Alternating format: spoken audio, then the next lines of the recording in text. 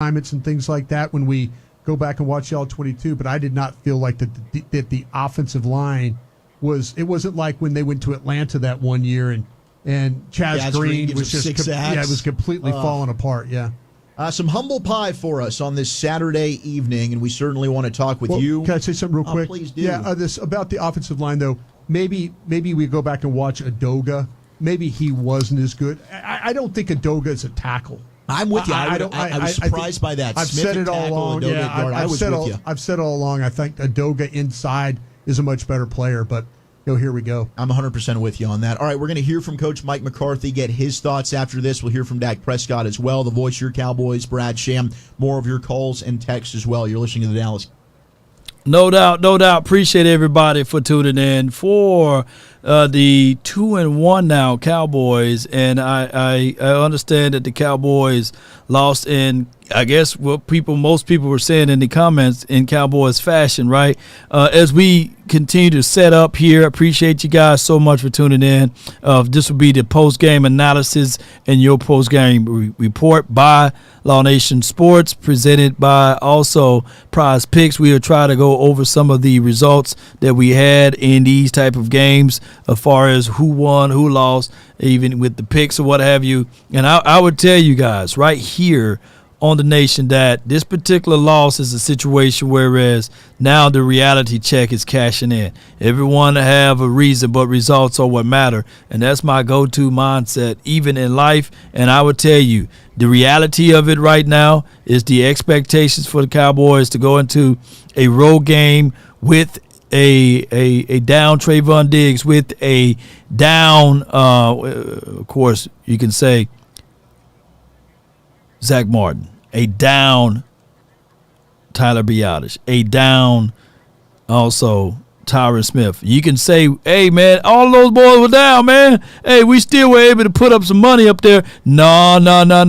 Because at the end of the day, those things would not be considered, right? Because the opposing team is down there starting quarterback and down Buda Baker, right? So we can look back at that and say, hey, man, Cowboy Nation, what do you supposed to do in this life? What are you supposed to do in that moment? What's really supposed to happen? Well, the opportunity was still there.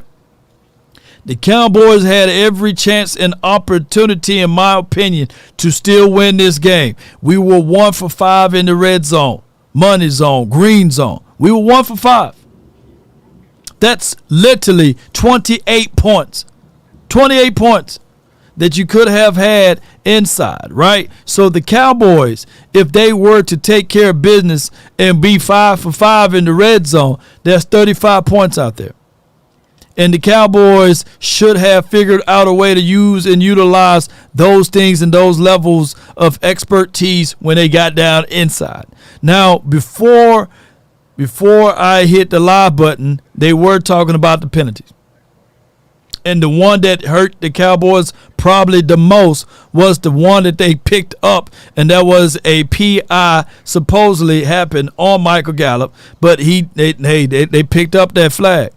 I think that the Cowboys should have had the ball down inside the one at that point, because at the end of the day, if your DB don't get his head around and he drive through the body of the receiver, not allowing the receiver to catch the ball, then that is pass interference by nature of the rulings there. But we can't cry about that one. Yeah, the offensive pass interference was something very devastating too. Very devastating. That offensive pass interference on CeeDee Lamb on one of those drives, very devastating.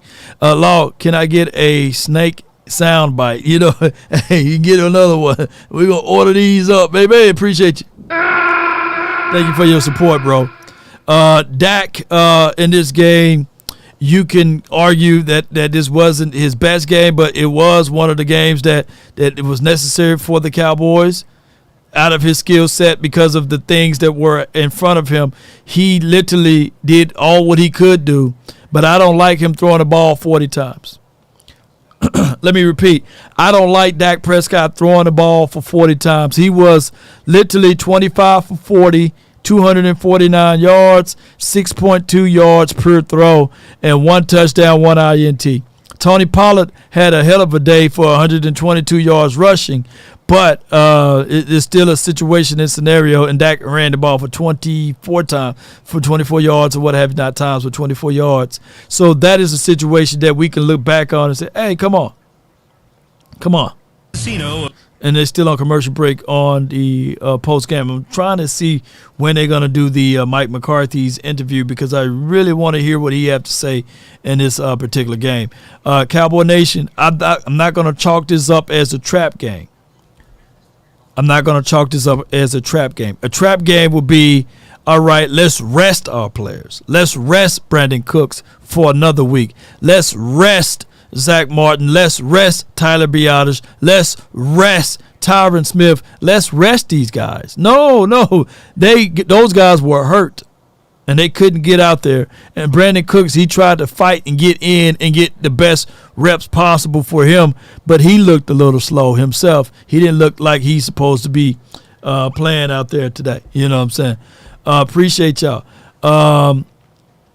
Shout out to you, Gina with the G. Appreciate you, Queen Cowboy. Thank you for jumping in. C. Burleson, and people say TP can't carry the ball 20-plus times. I feel you on that. I still like that wonderful number of TP carrying the ball 16 to maybe at the max 17 times, but he did carry the load there in this game. I don't know if that's sustainable for the rest of the season. In my opinion, I think that there were some opportunities for them to get Rico going a little bit, and I think that there should have been some opportunities for 40 ounce to get in their red zone opportunity to showcase his talent. For the life of me, when we get inside the red zone, why do we shy away from using our fullback? Why do we shy away? Appreciate you. David says, bang, bang, Niner. I feel you. Where's the crow? I got the crow, man. I ate the crow, but I can't be eating this meal by myself. Somebody else got to grab a leg, a beak, a feather, or something, you know what I'm saying, and put it into some stew. Somebody else got to grab something. Somebody else got to. Hey, where y'all at? Somebody else got to grab some of this crow now. And we got one more game left. We got one more game left in this division, and we got to wait till Monday night. You know what I'm saying? So, hey. Nothing changed if the Eagles lose this weekend. This Monday, So, hey, y'all better hold tight. Hold on to your nuts, because hey, hey, if not, the Giants lost, Washington lost, we lost. So let's see. Somebody else grabbed the beak. Somebody grabbed the eyes. You know what I'm saying? Yes, indeed. Don't let me eat this by myself. Yes, indeed. I'm gonna make sure I pluck all the feathers off of it. Make some crow stew out of this one. They lost. Brad, I think the big contributor today, by the way, I felt like the offensive line, the backup offensive line, with the exception of Steele, he's the starter, but I thought those kids did a nice job today of holding up. I know Adoga, there were some moments where it wasn't great, but I didn't think like that they were the main issue today. No, I'm very interested to see the tape, because I felt like they held there. They may not have been great. No. They're not the reason they lost. No. But I think one of the reasons that they did lose, and you're right, it's just everything you can look at. But the plays, those explosive plays that Arizona made in this game. It just, when you needed to make a stop, or you needed to make, and all of a sudden it's a 69-yard pass on a coverage, or it's a 45-yard run when you put wide receiver and the running back, just recognition of things. And I think it's to your point of not being ready to play. Just not being ready to play. The Cardinals had three rushing plays of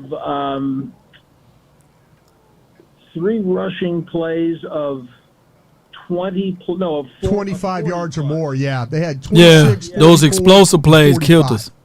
I mean, shame on Dallas for getting surprised by Dobbs running for 52 yards on the first possession of the game. Sure. Shame on you. Sure. You've seen the guy before. And then they couldn't stop Connor. They were arguing with themselves about alignment. The big plays are just killers. And, the pass, obviously there's somebody screwed up in coverage, and they don't. I don't think. I'm sure they have not done that all year. Right. And I don't know who that was, and I don't know if we'll ever find out. But you can't get those big plays. And it took them forever to get any. It seemed like until they got Lamb free the first time. But I mean, they got no takeaways. They got one sack, and gave up sacks, and it was just all bad. They just didn't look ready to play. Run defense, they gave up more yards in the first half than they have in a game since '91. I thought that was just absolutely mind-blowing. But that's a long time. It is. And I mean, how concerning is that for you moving forward, or are you chalking up to just a bad week? Well, I think we have 2 games of evidence to tell us that they are capable of being good. Now, we've seen this kind of nonsense before, just in past years. And I think that we all thought that, especially after they made the adjustment in week 1 and didn't allow any more of that, I think most of us thought that they'd figured it out, and so that won't happen again. But now, I mean, this film's out there for the world to see. Mm-hmm. Yep. So they're going to have to figure out what mistakes they made, what run fits were poor, where they were in the wrong spot. And the thing that it tells everybody they play is this is possible. I mean, the first 2 weeks, it didn't look like anything was possible. Right. Now you put this tape up and you say, fellas, this can be done. Look at this. Yep. Right. So the Cowboys are going to have to be paying attention to those minute details every week. Brad, I was trying to kind of find some positivity out of this, and I know in the week leading up to the game, we were all hopeful that maybe we would see Michael Gallup show up a little bit more. And I kind of felt like watching Arizona's tape that there would be some opportunities for him to catch the football. He has to. I know it's a loss, but he has to feel like, okay, I'm on my way back now. I'm on my way. Absolutely. I can help this offense going forward. And Right. more than him thinking it, they can look at it and say, okay, we got to get the ball to Gallup. Yeah. That's on us if we don't get the ball to Gallup at all. And so, he had the hitch that he made the guy miss, picked up 20 yards. He did. He's certainly know that he can. He's really good at running slants as well as the deep ball. So, I agree with you. I think that that's a place where that he can say, I'm back in the mix, fellas. I'm back in the mix. Any other thoughts before we let you out of here, Brad? Pollard had a 100-yard day. You sure Yeah. did. How about that? Yeah. And I really think that it bears repeating what Brian said a moment ago, that you had your worries about what Brian said it during the week. He said it. He wrote it. That this team's better than you think. Mm-hmm. So just be careful. And you could see it on tape. You could see where the plays were available for them to make. But I think that what Brian said a minute ago about the 3 backup offensive linemen is not the reason that they lost this game. I think that really bears repeating, because they will need all those young men. They weren't perfect by any means. No. No doubt. But they weren't the reason they lost, and they played their butts off, and they hung in there. And I think that they grew up, those 3 guys grew up a good bit today, and you just got to go, but you got to start with the run defense. I mean, the offense was on its heels all day playing catch-up because of that miserable run defense, and it looked like a lot of mental errors, and the penalties are very discouraging. Oh my God, penalties! So I 13 think penalties. The next game will be very interesting to see how they respond. Absolutely. Brad, thank you so much, as always, for your time. Have a safe flight home and an easy fast tomorrow, sir. All right, thank you. You too, Zach. Thanks. There he goes, the voice of your Dallas Cowboys, Brad Sham, with us here on the official post-game show. 28-16, Cardinals get the win as the Cowboys drop their first game of the season. Let's go ahead and pause 10 seconds. No doubt, man. So I guess right now people are looking for, okay, let's go find the game of the blame game. And number one, I'm just reading over some of y'all comments here. And if you guys are saying, hey, is Dak Prescott? Okay, cool. So what would be the next move for you? So that's the situation there. the Cowboys, Dak Prescott is the quarterback here, and that's just how it goes from here. And trust me, regardless of who the quarterback is, they don't stop the run. Quarterbacks don't play run defense. Those plays on defense would still be here regardless of the situation and scenario. I bring it. Appreciate you. Thank you for the super chat. Says Law, check out the routes being ran in the red zone. You will see where the game was lost at. And this is from I Bring It. I think that we did have our opportunities in the red zone. I will say that. I think that we did travel to get there. But what happened when we look back at those plays, we would sit back and say, come on, man. You got to vertically stretch it in the red zone. You can't be running those horizontal plays. For some reason, the Cowboys are stuck on gun-ho on that, and maybe that's something that we got to look at Mike McCarthy and say, hey, when we get there, decision makings, let's just throw a fade ball. Let's get it inside the area where we know for sure can be the mismatches, and that could be your tight end, something of that nature. Dial up some plays to attack a certain way. That's all I'm saying on that half of it. But here goes the thing on that interception.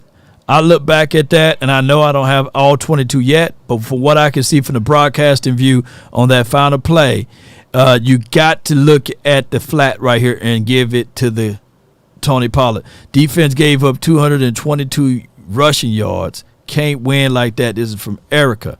Appreciate you. I think that the stat line that was read before that, the last time the Cowboys gave up 100 and was it like 80 yards rushing before the half was in the 90s. That's a long time. Three linemen, or when did you become aware? Yeah, I was hopeful going into Saturday's practice, but when we walked off the field Saturday, that's kind of our final personnel meeting. So yes, when we got on the flight, we knew what the situation. We didn't know about Tyron. Tyron was a game day. Yeah, Tyron. Tyron hurt. Well, it changes. It changes a lot of things. But I'm proud of our young linemen. I tell you, they not only they stepped up and played today, but they did it on very little, reps, throughout the week. So it wasn't, that's a challenge that everybody has. When you have injuries on Sunday, it's a you got a full week of prep to go into it. When you have things that are not clear till the end of the week, it's a challenge on the guys that have to step in there. And I thought all three of those guys did a nice job. Yeah, I'm sure the Athletic with penalties, Mike. Is there anything that you can clean up from it at halftime, or is it just kind of? Well, I obviously addressed it at halftime, John, but I have to look at it. It's, we do a breakdown of every official group, and I told the team last night, you're going to be frustrated. Just certain crews, call it differently than others, and so we knew that coming in here, and that held very true in the first half. So we knew there. That's just the history. It's part of the game. Everything's evaluated. Everything's part of your preparation, and we got to be better. Mike, the backup ball was. I got two questions. Backup ball was a lot. How much did it affect your play call, especially down coach? Well, I think it's obvious. I don't want to discredit those guys at all, but there's reps that go into wrinkles. Your variation of your base concepts, whether protection and so yeah, there's some things that were taken off, but I'll tell you, like I said, I'm proud of I'm proud of those guys that they stepped up and did what was asked of them. Secondly, you think the defense felt too good about themselves in the first two games, and they came back here with a little less intensity? I don't think, not after the week we had. I think that'd have been fair. We had a lot going on as a team this week, and so we didn't play our best game. Hey, pick that phone up. Scratch over that was a couple of stuff. To lose this game in this fashion on the road, but you're still 2-1. What's your message to the guys to keep their eyes forward for the win? I'm just honest and real, and I addressed the game, what my thoughts on the game, and the reality of where we are. We're 2-1. Yeah, we're going to fully expect to win every week. So this, obviously we're disappointed. We're disappointed that we're leaving here without a win. But this is part of the journey. It's part of the humbling component of the National Football League. So just like anything, every experience gives you an opportunity to grow. So we need to grow from this experience. Mentioned the challenge of the preparation week, obviously with Trayvon, with some of the O-line injuries. I don't know if there's anything else to which you're referencing there, but what goes into, as a team, responding to, or just dealing with those sort of things that pop up over late in the week? Well, the biggest thing in this league is, sustaining success, and that can be from one play to the next, from one series to the next, from 1 week to the next. So, and I think you saw that in the first half. When you're getting stops on defense, and when you're scoring touchdowns, there's a flow to it, and you could see early, as far as how they were playing us on defense, we were going to have to go the long way, which is fine, but we got to score. We score touchdowns. We may be still out there playing in overtime. And a couple players on offense, Gallup and Rico getting his first touchdown. Can you touch upon both those guys in the night they had? Yeah, absolutely. I can see those guys work every day. So I get what the numbers were, last week, and Rico, I've always loved his run style. He runs angry. Just look at the play he had there in the fourth quarter. So that's no surprise. So it was good to get those guys some touches. There you go, Cowboys head coach Mike McCarthy, brought to you by WinStar, home to over 8,500 of your favorite electronic games, more than 1,000 table game seats, and 1,400 luxury hotel rooms. It's always a good time at a WinStar World Casino and Resort, the casino of the Dallas Cowboys. Coach talking about having 3 new starters in there for the offensive line, maybe adjusting his play calling, certainly took some stuff out of the game plan. But over the course of the game, as it flows and you're running the ball successfully and you're seeing these guys hold up, should that deter your play calling as a coach? I think the biggest thing, and I'll try and get to your question on this, but I think the biggest thing that affected the way he called this game was how the Cardinals played coverage. He said they were playing them high. Mm-hmm. And what he means is that their safeties generally play at a certain depth. And what had happened, and when you play your safeties high, you're literally trying to keep everything in front of you. You're not going to let anything. And this is the problem that I saw on tape with the Cardinals. Yeah, was the separation. And when a Jalen Hyatt with the Giants makes a huge, when these chunk plays, they were terrified of giving up the big play. And so when you're just trying your best, and probably knowing Dak, they said, what, if we give him this look, he's gonna throw the ball. He's probably gonna throw the ball underneath. He's gonna not try and take a shot down the field. And we were all kind of wondering, well, why are they not taking a shot down the field? Sure. I think that's what affected Mike McCarthy today, was that they got into a game where Arizona was like, we're not going to let you throw the ball down the field because we know damn good and well we can't defend it. And that's absolutely I think what the biggest. I don't think it was the offensive line that was. I absolutely disagree. I disagree because you still had your opportunities in the red zone. 1 for 5 in the red zone. Regardless, you made it to the red zone.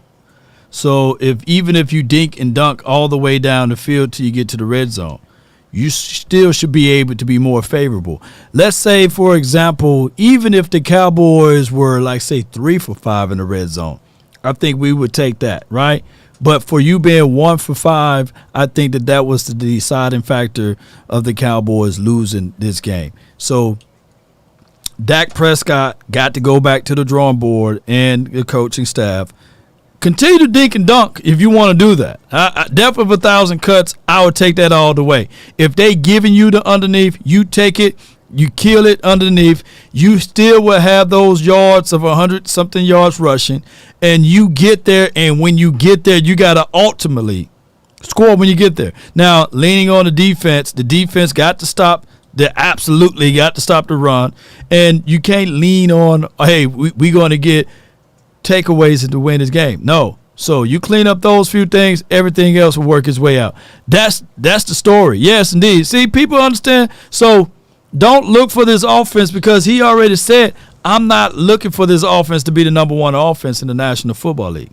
And I don't want people to start saying and painting the picture whereas, okay, now we got to throw it over the defense when they drop 2 or 3 safeties deep. No.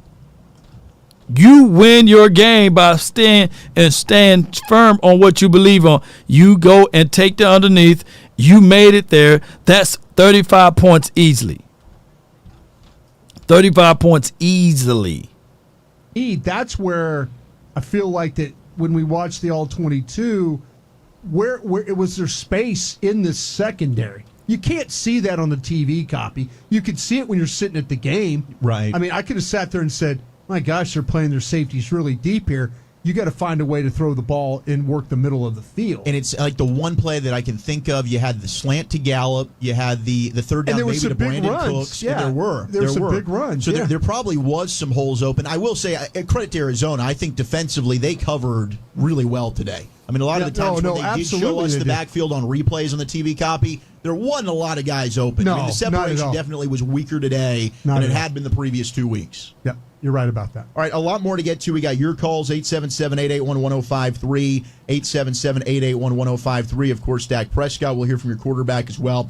Y'all let me know when that preview hit. Hey, I got some good news. Even though my team may have lost today, but I won and you guys could have won today. We turned 90 into $450. That's what I'm talking about right here, baby. Yes, indeed. We up, baby. We are up. We are up on this thing right here. Shout out to Prize Picks, man. So you can clearly see that we took 90. We went north of Justin Jefferson getting 101 yards. Oh, yes, we took that one all day. And Herb, we went north of him getting 282 yards, and we won on that one. And my guy, my brother from another mother, hey, he's not my cousin, but he got us paid today, and that was $450. Appreciate you. You know, hey, if y'all rock with us,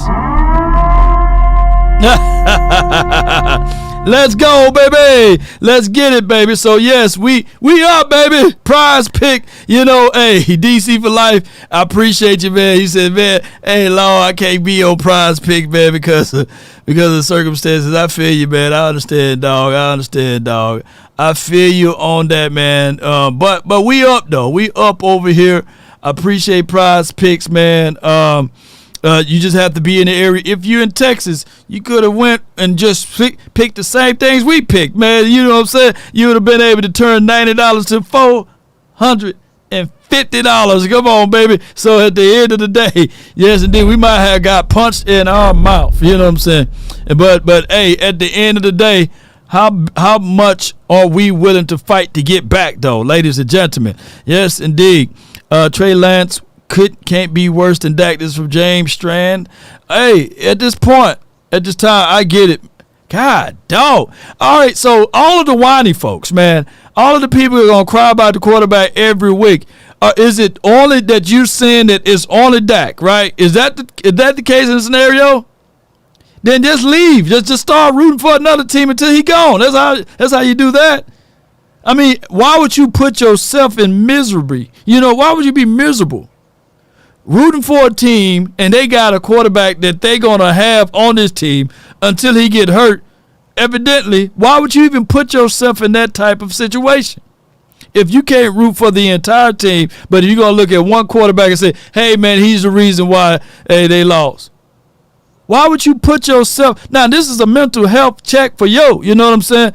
Why would you do that? You know what I'm saying? I'm only asking to make sure that you're okay to get your blood pressure checked. You know what I'm saying? So you won't have gray hair everywhere. Why would you just put yourself in that miserable state of mind of saying, I really love this team? Think about it. And let me help y'all out. You can say, I really love this team. I want to support this team, but I can't stand the quarterback, and he's the star of the team. I truly believe that if we can just get rid of the quarterback, it'll be okay. If we get rid of Dak and put Cooper Rush in, we'll be okay. If we get rid of the quarterback and put in, let's say, a Trey Lance, we'll be okay. Why would you even be here? You know what I'm saying? Because that's not going to happen anytime short. That's not going to happen. I don't think that there's in the National Football League that somebody would bench their starting quarterback who passed for whatever he passed for today for one touchdown and one interception. It's not going to happen. It's not going to happen.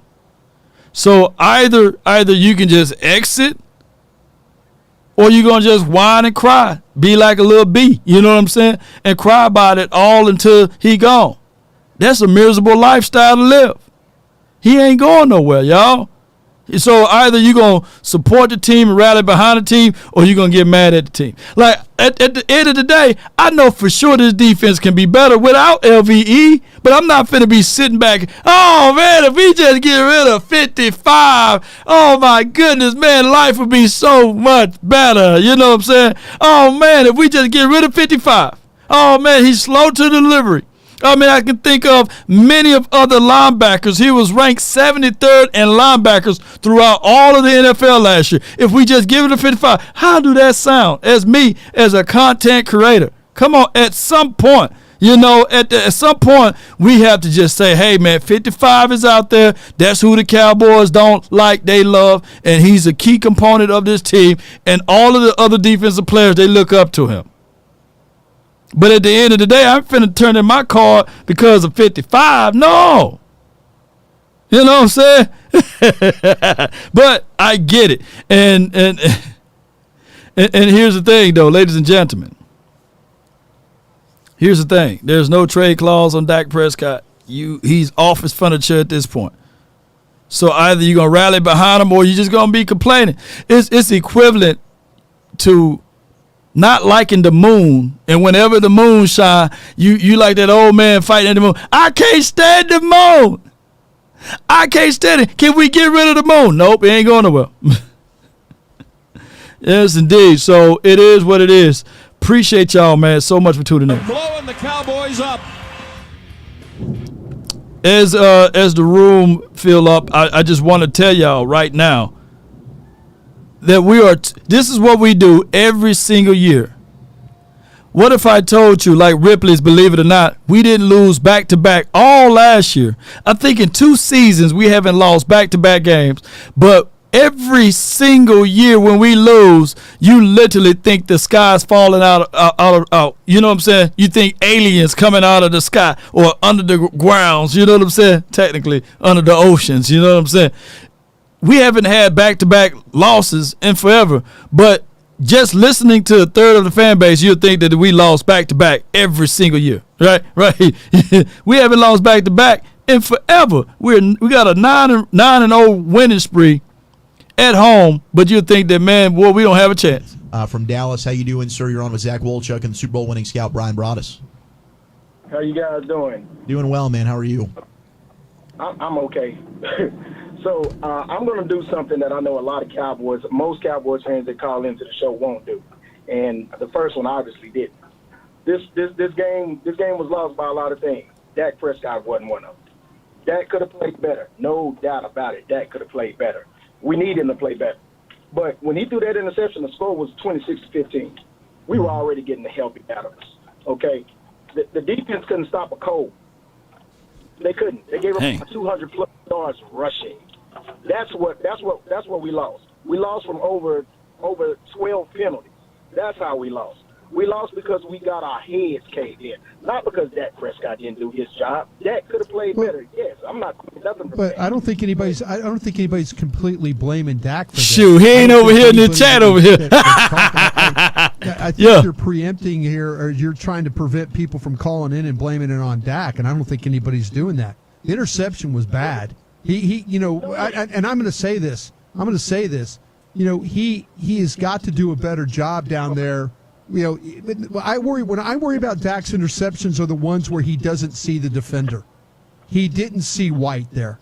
He just didn't see him, and he threw it. Now, true that. You got to go to the flat right here. Blaming Dak. Yeah, that was one play in the game. You know, if you find a way to score there, then maybe you could do something a little onside kick with all that. Yeah. I do have a question because Michael Gallup finally showed up. I've been missing him. I've been missing him for about 2 years. I've been missing him. Damn. But we run the West Coast. We run the West Coast offense. And the last time I saw the West Coast offense just kill was Joe. I'm about to tell my age. Joe Montana throwing to John Taylor and Jerry Rice. Mm-hmm. You know what I saw a lot of? They ran a lot of slants. Why don't we run slants? Well, that's why don't we? They do. That's some of the big plays they made today were slants. Yep. The Michael Gallup's long catch was a slant. Sure was. But in the red zone. The red zone. That's our issue. Run it in the red zone. Well, it's a little bit different because the field shrinks on you there too. So what you're doing is you got safety standing right there at the line of scrimmage. You're going to not throw a slant into a safety or a linebacker standing right there. Right. True that. It Fade, has to be a way. run because obviously vertically. When we got in the red zone, a couple, last year and beyond, we gave it to 21. Or you threw who the I ball wanna to Dalton Schultz. True. You know who I want to see the ball? Who I want to see get the ball today? Get the ball more. 40 ounce. In the red zone. Yeah. The second coming of Barber, Rico Dowd. Rico? Give him the ball. Okay. Yeah, Rico had probably his best game as a pro today. Can I say we're not blaming Dak here? I mean, I don't think anybody's. I mean, I think that Dak was part of the loss Dak today. was part of the problem. And now I'll give you an opportunity. Do you want to say that that he should have, with everything that was going on? And I'll say this: what I blame is this team does not handle adversity well. You're right. What? That's what I'll blame. Bullshit. And I hate to say that you're a front runner when things are okay and things are great. That you're everything's great and fine and dandy, and we're going to be front runners. They didn't handle, the coaching staff didn't handle the injuries well this week. They didn't handle the news very well of Diggs. What? The team played like they were feeling sorry for themselves. Yeah. Huh?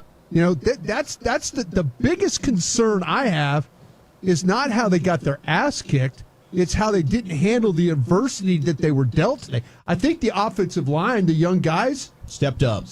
I think they handled it, but I don't think anybody else handled it I very agree. well. And look, I get it. And I was going back and forth with somebody on the text line, What? 877-881-1053. But, yes, there were holding penalties. Now you're at first. Look, I can't let them run off with that one now. Week 1, we had Tyler Smith out.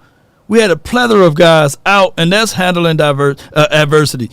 Week 2, man, we had a plethora of guys out on that offensive line as well.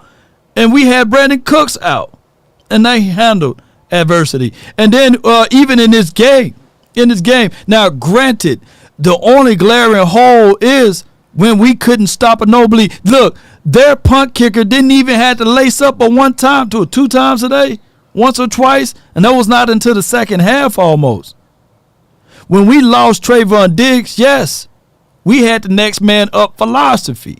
Now, granted, I get all of what they're saying collectively, but when you look at the bigger picture of everything, good grief, Tyler Smith, this was his first game back. Keep this in mind. I want y'all to understand this. Write this down. None of the starting players on this team played a preseason game. So Tyler Smith is not even in preseason form yet.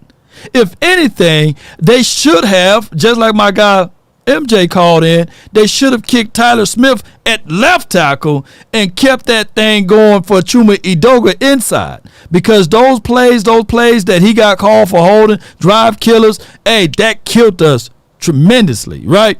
And on top of that, when you think of it, in your interior play, you missing Tyler Biadasz, who didn't allow the sack in 2 seasons. And you missing Zach Martin, who was an interior guy. That's not easy to do, ladies and gentlemen. Come on, man. Oh my goodness. I get with what they're saying, but collectively, man, they far off. I'd like to have had Dak Prescott perform better, and maybe they would have had a different end result. I think everybody deserves blame, including the coaching staff who got their butts whooped today. All right, let's go out to our buddy Scott in Jersey. Scott, you're on the official postgame show of the Dallas Cowboys. Hey, what's going on, guys? I just want to say, hey, Brian, a great pre-game show. Always love it. I listen to the whole thing. I appreciate everything you say. I listen to you all week, so that has nothing to do with it. It's just 2 things, though, tonight. So, sometimes your offense has to pick up your defense, and your defense has to pick up your offense. Tonight, neither one of them happened. And we've taught you. You said it earlier, Brian, that I think we were outcoached. So Dan Quinn, I think for the first time I've been watching, I think he was outcoached tonight. They knew exactly what to. Don't worry about that. That's the cup I just dropped. No worries. They knew what we were doing. The offense outplayed our defense all night long, and they put Parsons where they wanted to put Parsons. We didn't put Parsons where we wanted to. They put him where they were because he was a non-factor, and it's going to happen occasionally. But the thing is, I'm saying tonight is, like, when our defense is down, our offense tonight really didn't pick it up. They did great, but it was a little coaching, and I think it was offense tonight. I do appreciate you, taking my call. Thank you very much, and I'll talk to you next week, all right? Appreciate you, Scott. Thank you so much, man. Have a good rest of your Sunday night. And it is Sunday. I was so upset about this loss. I think I said Saturday evening earlier, and I apologize for that. You know, I'm not on my A game either, just like the Cowboys weren't today. So we're all a bunch of losers. A 28-16 drubbing. Let's go out to Don. One more call, then we're going to open up all phone What's lines. going on, my friend? One more call, we open up all phone lines. Hey, guys, man. I just want to be honest with y'all. I'm going to be brutally honest. I'm not going to lie, I blame Dak. Let's be real about this, because the Cardinals didn't have they starting defense. Not all of them. And let's imagine if the Cardinals would have had they starting defense, Dak would have thrown at least 3 interceptions.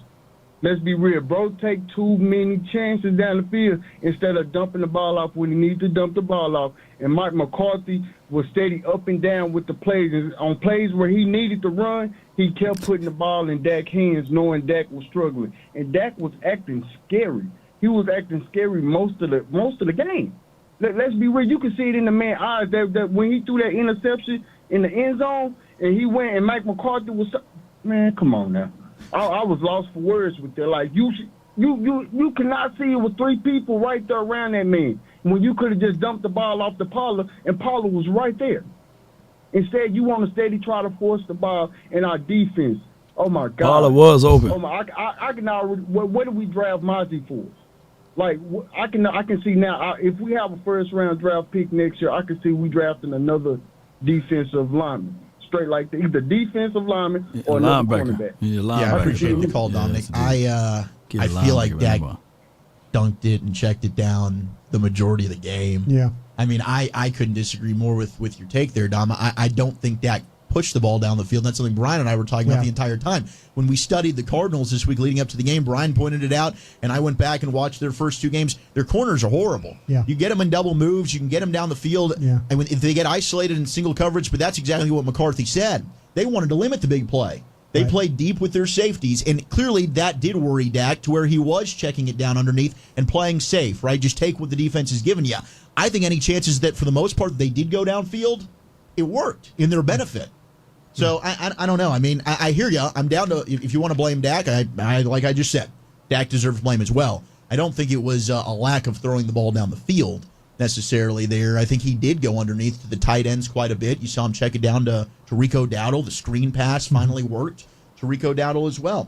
All right, your call is brought to you by the National Medal of Honor Museum. Join the mission at maohmuseum.org and AT&T, the official 5G innovation partner of the Dallas Cowboys. We're going to get to more of your call. No doubt, no doubt. Give me 1 second here, Cowboy Nation, and let's go with this all together. Appreciate everybody for tuning in. So,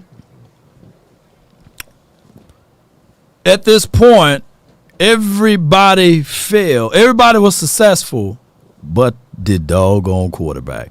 So we're going to talk about that. And I'm waiting on this. I'm getting a lot of phone calls on my hotline right quick. So give me 1 second here. Let me see what's going on. Okay, he ain't respond yet. But neither here nor there, ladies and gentlemen. Let me see.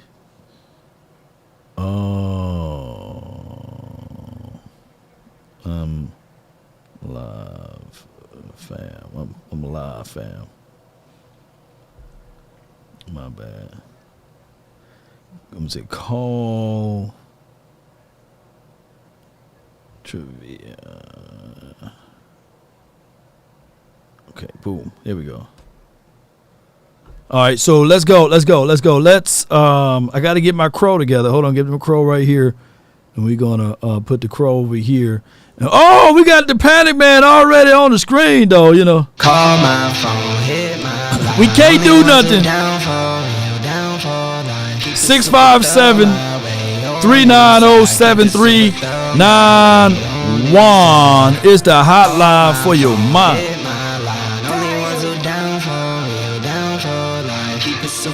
Come on. Some people have been waiting for 2 weeks for this. They've been waiting for 2 weeks. We still had people complaining even when we won. So I know we finna have some complainers now that we lost. I got my guy from the 205 that's been waiting here patiently. Talk to me. The Dallas Cowboy, like I said, Dak ain't lose, CeeDee Lamb ain't lose. None of them niggas lost individually. Pause. The Dallas Cowboy lost as a whole team. Yeah. Mm-hmm. I mean, as a whole team. Yeah. I mean, we looked at ridiculous, and we tried to get an offensive break, but they don't get no break today because it showed today that our red zone defense sucked. We gonna have the kicker of the year. Oh yeah. He should get the massage chair for his leg every game because it looks like he's finna be kicking away. No doubt, man. He's on that leg across that ball, but I will say, man, we just gotta get better, man. We just gotta get better. You know, it's one game. Am I mad? Yes, because that's a game that we should have won. If they're like games that we should win, we lose. Like I said, we get in the red zone. Yeah, we getting in the red zone. We are moving the ball. We trickulating the ball down the field. I think that the strategy of the offense still should stay the same. I just think that they have to just improve on the red zone. I think that also when you look back at this game on the offensive side, the offensive line, and, penalties and things like that. Penalties, you won a TOP. Granted, it's hard as hell to win in the National Football League when you have the ball for that long and that amount of time, but you lost in technically you lost in the turnover battle, basically, because of the last play, and you lost in the penalty war, and you can't do that in respect to the win in the National Football League. Go ahead, one more point. And Law, also, let me ask you this question: Why they ain't put LaPinky in when we were talking about down there when they were down there when they were down there in the red zone? You could have put LaPinky in. You could have pulled Tony out, threw Rodell behind him. You know, had him try to follow him as at least a lead blocker. He can get in because Rodell can make some things happen. You feel me? So, all right, Cam. I feel you, man. No doubt, man. Thank you for calling in, Chief. That's my guy, Cam. I think he meant Lupke and Dido, not Rodell, but I feel you, fam. I appreciate you, man. All right, so I got the 901. You're live on the Nation, man. Talk to me. What's going on, Law? How you doing? Nothing to it, man. Holler at me, man. What you got on this game? Is there something going on with Austin Richards or something like that? I mean, I don't remember seeing him out there in the game at all, and so as far as our rush defense went tonight, it was absolutely horrible. And so, I know I sound like a broken record when I say this. When I did say this, back when they cut him, we should have kept Quentin Bohanna. I mean, he was a run stopper, but he didn't have that flash of getting after the passer, which is cool. Well, the majority of their plays, they gashed us on the outside, and containment was one of the bigger plays from 44 yards from Joshua Dobbs. The other play that they gashed us were primarily from the outside. Like our interior, we did a solid job, not like the greatest job. I think we did a solid job, but our outside contained what was our major issues, in my opinion, in stopping the run. Well, like I said, Austin Richards, I would have preferred to see him out there left tackle than Chumadoga. He had a hard time today out there at left tackle, and we need better play calling, especially when it comes down to the red zone, where you get down to the 10-yard line and beyond. I mean. Hey, we tired of kicking field goals, attacking vertically, not horizontally. I appreciate you, JV. Thank you for calling in, Chief. Have a good one. No doubt. Good call from him, believe it or not. I got the 347. You're live. We're running through this. Keep in mind, man, we got a lot of people on here, so be mindful of that. Brought to you by Prize Picks. You're live from the 347. What's happening with the Law? This T. Mafiani, man. Hey, look. What's good, bro? Big takes from the game. What's happening, Law? Hey, good. What I take from the game, I'm not mad at the loss because of these things that I've seen. In the red zone, the empty backfield has to stop. You see what I'm saying? Right. Empty backfield just has to stop, Law. It's ridiculous. You dig what I'm saying? Because somebody on Madden could call a better play than that. You know what I mean? So that's the first take that I got from it. Second thing is the musical chairs with the linemen. It's crazy. You know what I mean? It's crazy. So my big take from an overall perspective is the personnel. If you take a look at the game, did JT get in the game one time? Not once. No, not that I Duke think Vaughn of. didn't touch the ball, not once. Yeah. So as soon as we went down, we went down some points. The game plan is abandoned at that point. You don't change the personnel, and then the defense. LVE, he's starting over Damone Clark. Wanye is not in the game. It's just a lot of personnel things that I've seen. I think we can clean it up.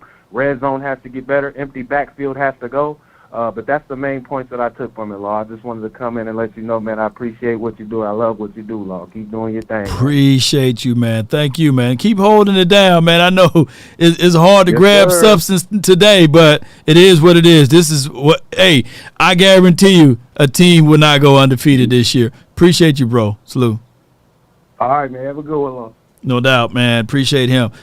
Cuban boy, in the red zone. I want to see 40 ounce and 42 packages. Yeah, yes, indeed. Let's figure that out too, bro. I got I believe 916. You're live on the Nation. Talk to me. Got to make it quick. Come on. Oh, the 916 ran off. With it, I got Coach, man. You live, man, on the Nation. Talk to me, bro. Hey, it's 434 Coach. How you doing, brother? All is well, man. Talk to me, man. Hey, What's you got going on? You know I can't call you when we win. It don't do no good. We balling. You know what I'm saying? Hey, look, Right. check this out. So this is what I'm trying to figure out. So you said, hey, we know that we got to get the ball over top, and then when you noticed that they were putting safeties back deep, that you noticed that you could no longer take the top off, right? Right. Why is it, as an offense, we have no time? Hey, bro, you've talked to me over the last 4 years, I don't know how many times. Why do we not have some semblance of a rub route or something? Why is it always we put our guys out there and we expect them to beat whoever's in front of them? Why do we not help our receivers get open? When we had Cole Beasley here, right?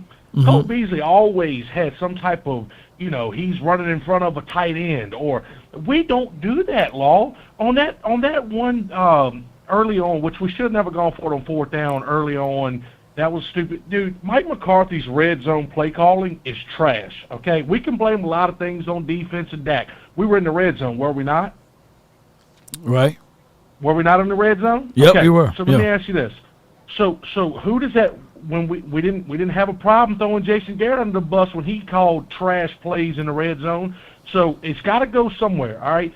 Dak threw one interception tonight. I'm not putting this on Dak, okay? Dak didn't look great, okay? The defense didn't look great.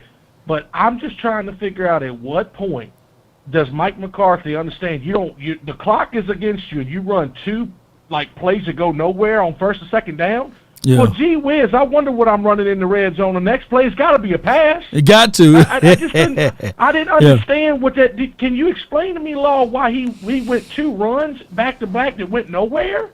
Well, And then last thing I'm gonna ask. Go you, ahead. Let me just ask this: why was that pass interference picked up?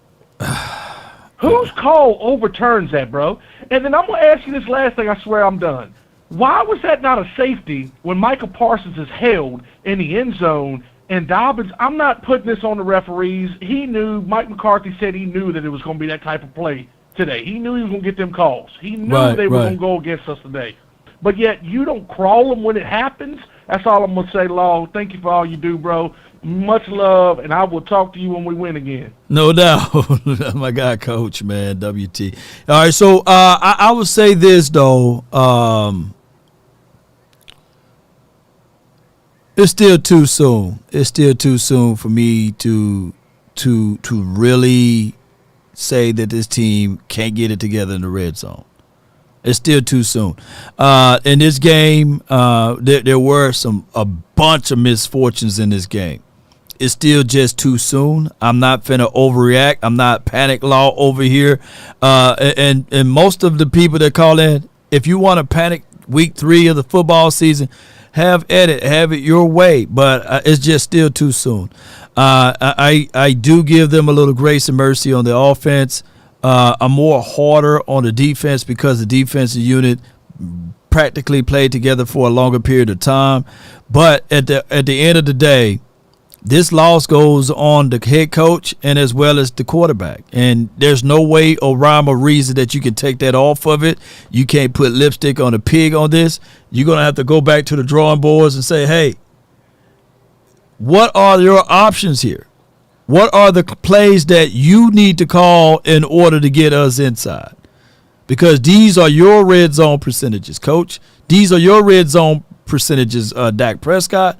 And you're going to have to figure out a way, regardless of it. Because, like I said, the expectations will not change. Look, they can have me out there running the route. They're going to still have the expectation that we're supposed to win the game. They can have James Newman in the chat as an offensive lineman. You think that they're going to change that? No. The expectation still will be the same. I got my guy $100,000 with the plan. You live. Listen, man, let me tell you something, okay? It is not – the defense was terrible tonight. Terrible tonight. Look up the offensive stats that they ran up, man. Do you expect that Dak Prescott, that every drive is a scoring touchdown drive? Not going to happen. Not going to happen. Your defense was terrible. They couldn't stop. And that's why I said – it's going to be a hard game. It's going to be a hard game. You know why? Because it's a dual-threat quarterback. We have problems with dual-threat quarterbacks, do we not, Law? Yeah. And every time we go up against a dual-threat quarterback, we have issues with the defense. Every single time. That's why I said, we ain't going to win no 60-0. We ain't going to do that because we're going up against a dual-threat quarterback. The defense lost us this game. The offense had the ball. Can you correct James Newman in the chat? Because he said, man, we smashed the Tennessee like we walked in the park. Can you break that down for him? Because he forgot. Go ahead. What, the Tennessee game today? I'm talking about the last year when we played the Tennessee Titans. In that particular game, we played against the same quarterback. It's a whole different team, man. You can't listen. Dak Prescott had 3 guys out. You see what I'm saying? Like, you can't mesh both games. You can't do that. This is 2 different. That's a whole different. He playing on a whole different team. A whole different team. And then back then, guess what? The defense wasn't acting. It was the defense. They didn't have that defense. The defense was playing terrible like that against Tennessee last year. They wasn't playing like that. It wasn't no shooter. It was man, come on, man. We gave up 28 points. Now, everybody want to blame it on Dak. Did Dak Prescott throw a pick 6? Did he throw 4 pick 6s to allow them to get 28 lost? Yeah. Did he do that? No. He did not do that. He didn't do that. The Cowboys possess the football. The only problem that I don't like, in Law, that interception shouldn't have never happened. Oh, my God. It don't matter. Bro, it don't matter if he had 4,000 yards in this game. That INT then takes away all of it. Yeah. He should have threw that. I said, God, no. I said, he threw that to Mahomes. When Mahomes lost his first game, didn't he throw an interception? Man, look, $100,000. One more point because I got the line longer than Shaq feet. I know, but I'm saying interception shouldn't have happened because that should have been a PI, but they picked up the flag. So Cowboys should have scored right there. Cowboys should have scored right there, but they picked it up. And then another thing, when the defense is playing like that, and you got a whole bunch of penalties on our side, you're not going to win this football game. Everybody's saying it's Dak Prescott fault. You just saying it because it's clicks. And you want to be on the hype Dak train because everybody want to say Dak. If Dak Prescott this, Dak Prescott that. But Dak Prescott don't play defense. Man. Dak Prescott ain't stopping the run. Dak Prescott ain't the person trying to get to the quarterback. If the defense would have balled out here, Law, if the defense would have Yo, if they would have came out here and they only would have scored 7, or they only would have scored 10, and we would have won the football game. Am I wrong? The first 2 weeks, if the scores were any one of those scores, Cowboys win the football game. But no, the defense gave up 28. So everybody's saying Dak is a bunch of piece of bleep, bleep, bleep, bleep, bleep. And I don't care what nobody say. The defense couldn't stop the run. It was miscommunication on the defense. Y'all got to learn how to watch football and stop following the wave. Well, the way we're gonna take over this week, man. I'm going there because miscommunication on the defense. How my man gets so wide open, Law? Once that happened, it was really ball game. And newsflash, the interception didn't have an effect on the game. Even if we scored a touchdown, we were still going to lose the game because there was 2 minutes left when they got the football back. Stupid bleep, bleep, bleep, bleep, bleep. Appreciate you, man. 100 grand. Yes, indeed. And this goes to show you and tell you, boy, we're a long way from the 2000 Ravens, right? But to be fair, I don't think the 2000 Ravens allowed. I don't think that they were undefeated. Y'all let me know in the chat. I got, is it Pivo from Dallas? Appreciate you live on the Nation. Talk to me. Yeah, what's up with it, Law? What's good with you, man? Talk to me, man. Hey, man, Van Der Esch is the oof hunter. He's not the wolf hunter. Not anymore. He's not a man that's done. He can't run. He can't penetrate balls. He can't drop in coverage. He can't tackle even when he's on special teams. Bell and Harper needs to start over him just because of the youth and because of the speed of our defense. I can see Shannon Sharp and Stephen A. tomorrow. Shannon Sharp.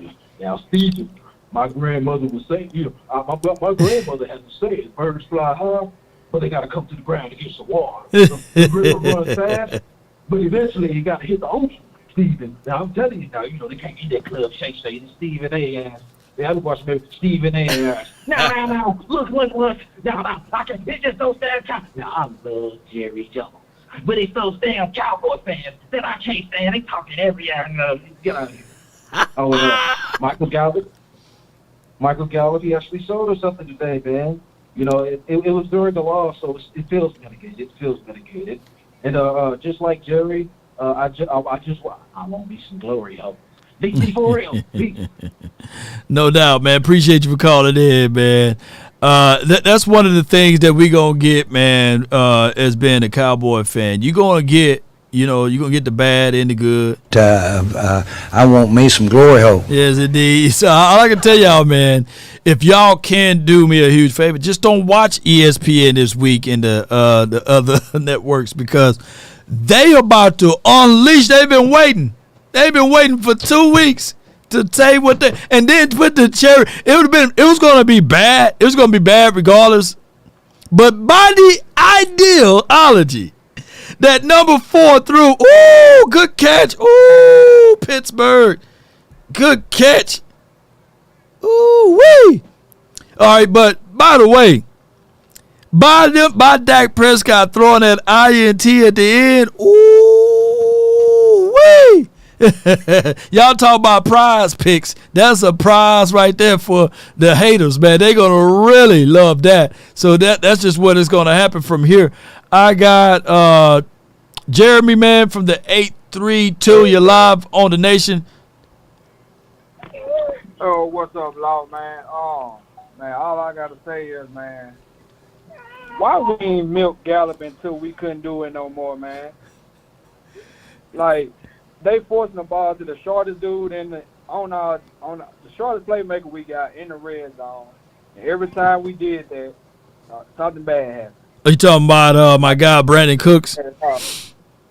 Yeah, like I don't understand. Every time we tried to do that in the red zone, like something bad happened. And Gallup, every time we threw the ball to Gallup, something good happened. Like I don't understand. Yeah, it was weird, man. I would say when you get. There's a few plays that you got to use when you're in the red zone. It's like when Tom Brady went down there into the red zone, Gronk is getting the ball, right? The year, I think 14, 13, 14-ish with us, you knew when you got in the red zone, it's fade ball. Dead's time. You know what I'm saying? You knew he was going to get the ball, and that's why he scored 16 times. So last year when we got into the red zone, you knew that Zeke, somehow they're going to pound town that thing in there and get 12. He had 12 touchdowns all last year. And I think that the Cowboys need to find their bread and butter plays down inside, whether it be a tight end or whether it be one of your taller wide receivers, CeeDee Lamb. I'll force CeeDee Lamb the ball inside the red zone. It'll be two or three fade balls down there. Yeah, but that one of them balls, he ran a horrible route on one of them fade balls. Like I ain't like he gave up on the play or something. You talking about Lamb? Yeah. That's okay. I mean, he got 3 shots in the red zone, so evidently you got the first down inside there. So you got 3 shots at it, and I will figure out a way. And then if not, then you pound it in there with Hunter or Rico or even with Tony Pollard with verts, not horizontal plays. That's all I would say. You know what I'm saying? Yeah, okay. I agree with that. If you're going to do it like that, yeah, I agree with it. Make it simple inside there, man.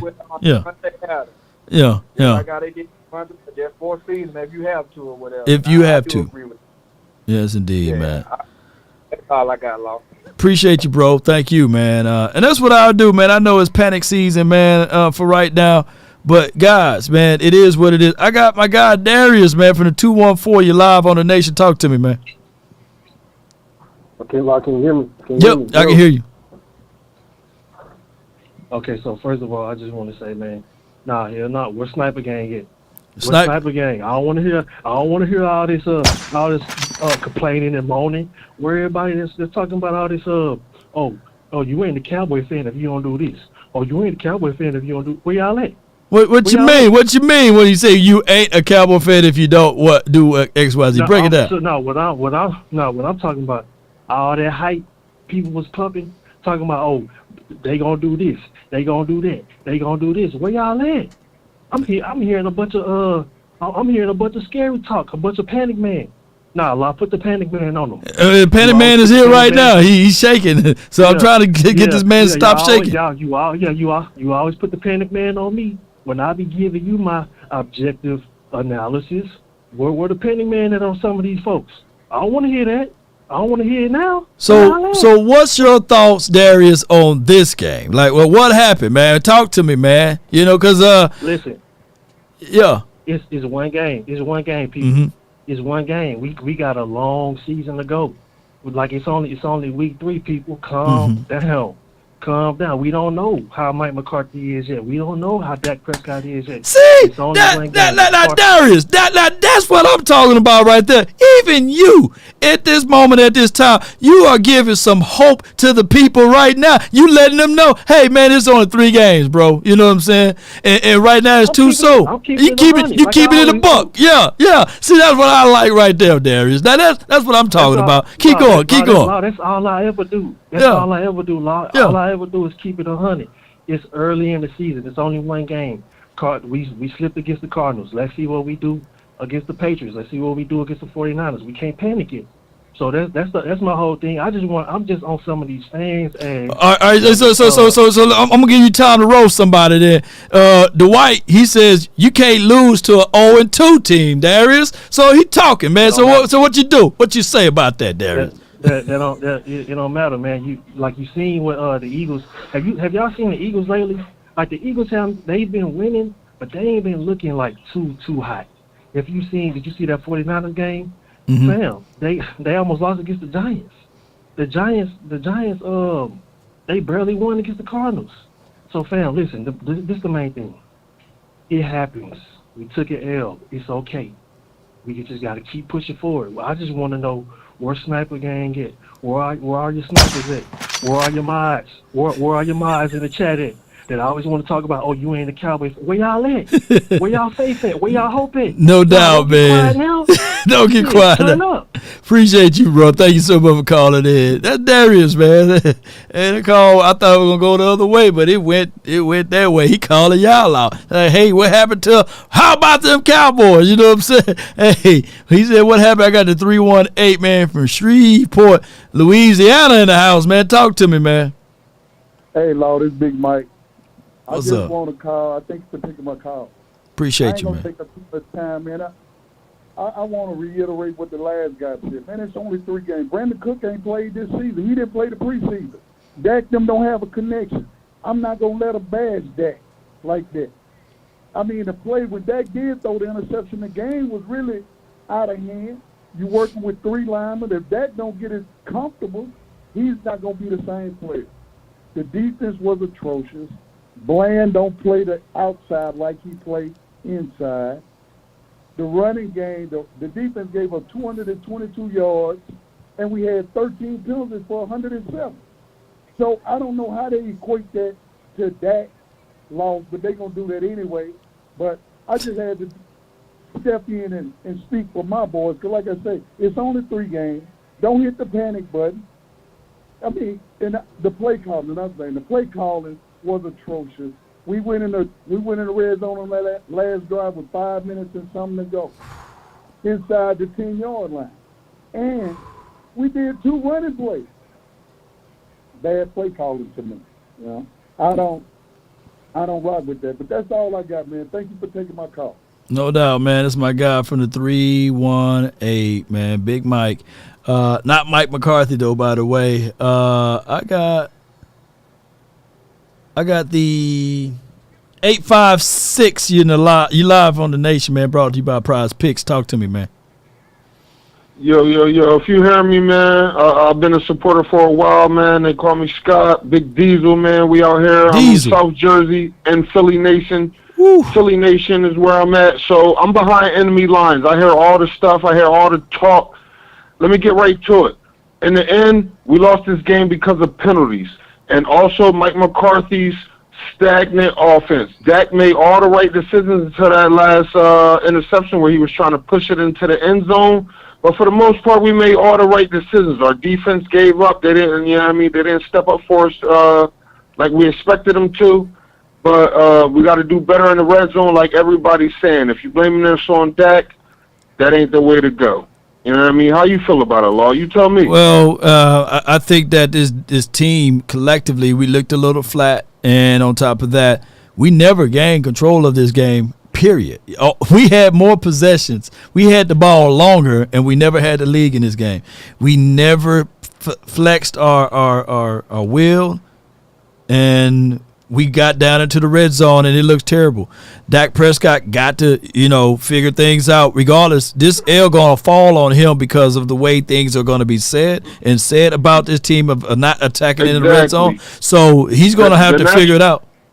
He's going to figure it out regardless. The national media is going to put this on Dak Prescott, but for the most part, he had a efficient game, and in the end, we got to look at the play calling because anytime we decided to really push it downfield, we actually succeeded. Once we noticed Michael Gallup was a mismatch for everybody on the field, we started pushing it down the field. They sat back. They did what the 49ers do, sit back in zone and wait for us to dink in and dunk.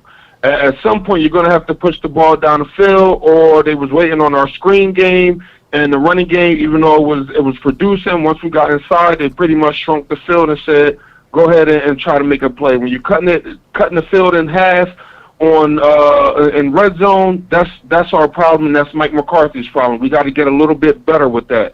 We also got to run outside with Tony Pollard. We're not widening the defense the way a team like Miami does. Make these people let Tony Pollard do what he do. Let him run in his zone and get outside and make them cutbacks and do what he do. But for the most part, it's all about Cowboy Nation. You know what I mean? I'm behind Philly. I'm in Philly. Philly lines. I deliver to the stadium, so don't worry about it. I'm behind enemy lines, and I'm still repping the boys. You keep doing what you do, Law, and I'm gonna keep supporting. You already know, man. No doubt. And everybody, for people who don't think we still them boys, let me tell you one time, we them boys. We them How boys. about them Cowboys? Let's How go. about them, man? Yes, indeed. Stay locked in, man. That's my guy, man. Behind Philly lines, man. All right, let's look at this Prize Picks, man, selection right here. This show is brought to you by Prize Picks. Be sure to hit me up in the description box. I know if you can't use Prize Pick in your area, check out if you're in Dallas, though. And for the second half of this game, I'm going to go with Calvin Austin. This is the game that's going on right now. The Pittsburgh Steelers versus the Las Vegas Raiders. And then I'm going to go with Devontae. And then these two selections right here, I'm going to add this into my selections. And we're going to go with, I believe that he's going to have more than 14 yards receiving. And then I think Devontae Adams is going to have more than 14 yards receiving in this one. And let's place these entries for the second half. You guys can do the same. So with that being said, let's go into the next caller. I really appreciate you guys for the prize pick challenge. I want you guys to challenge me, man. I want to see if you guys can get better results than this. So let's go, Cowboy Nation. As you guys can see, I got my friendly crow. Yeah, I'm going to eat crow. I had us winning this game. I had us going at least in this particular front half of the season, technically 3-0. So let's see what the Cowboys can do down the stretch here.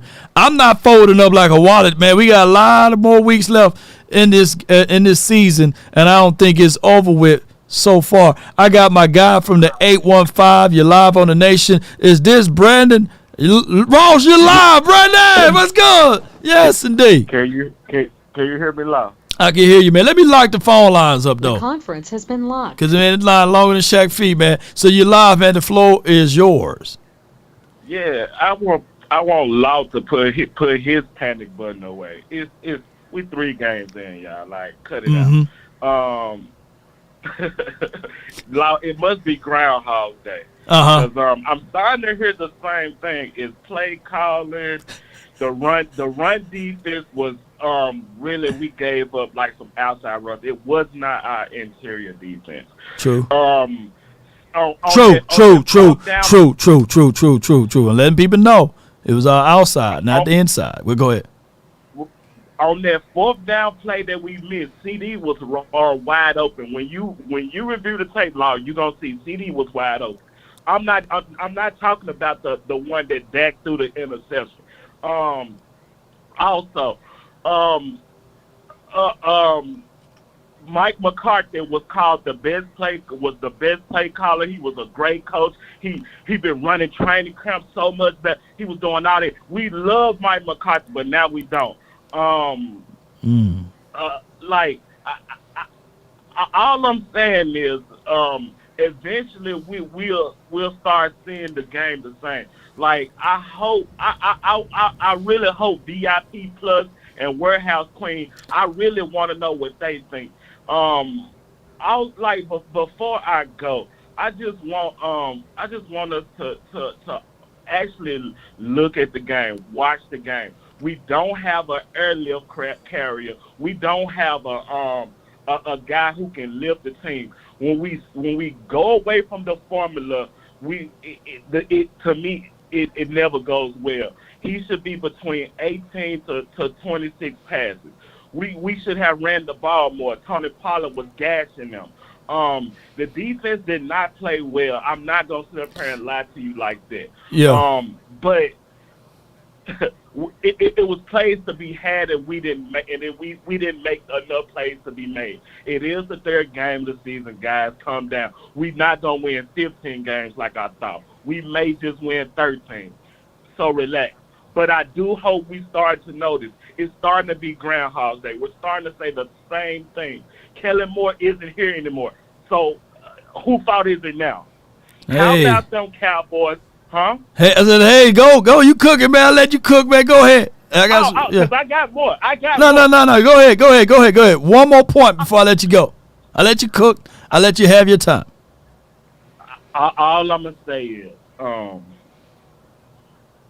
we applauded like our receiver. We said this is the best receiver group in the league. Now the receivers can't get open.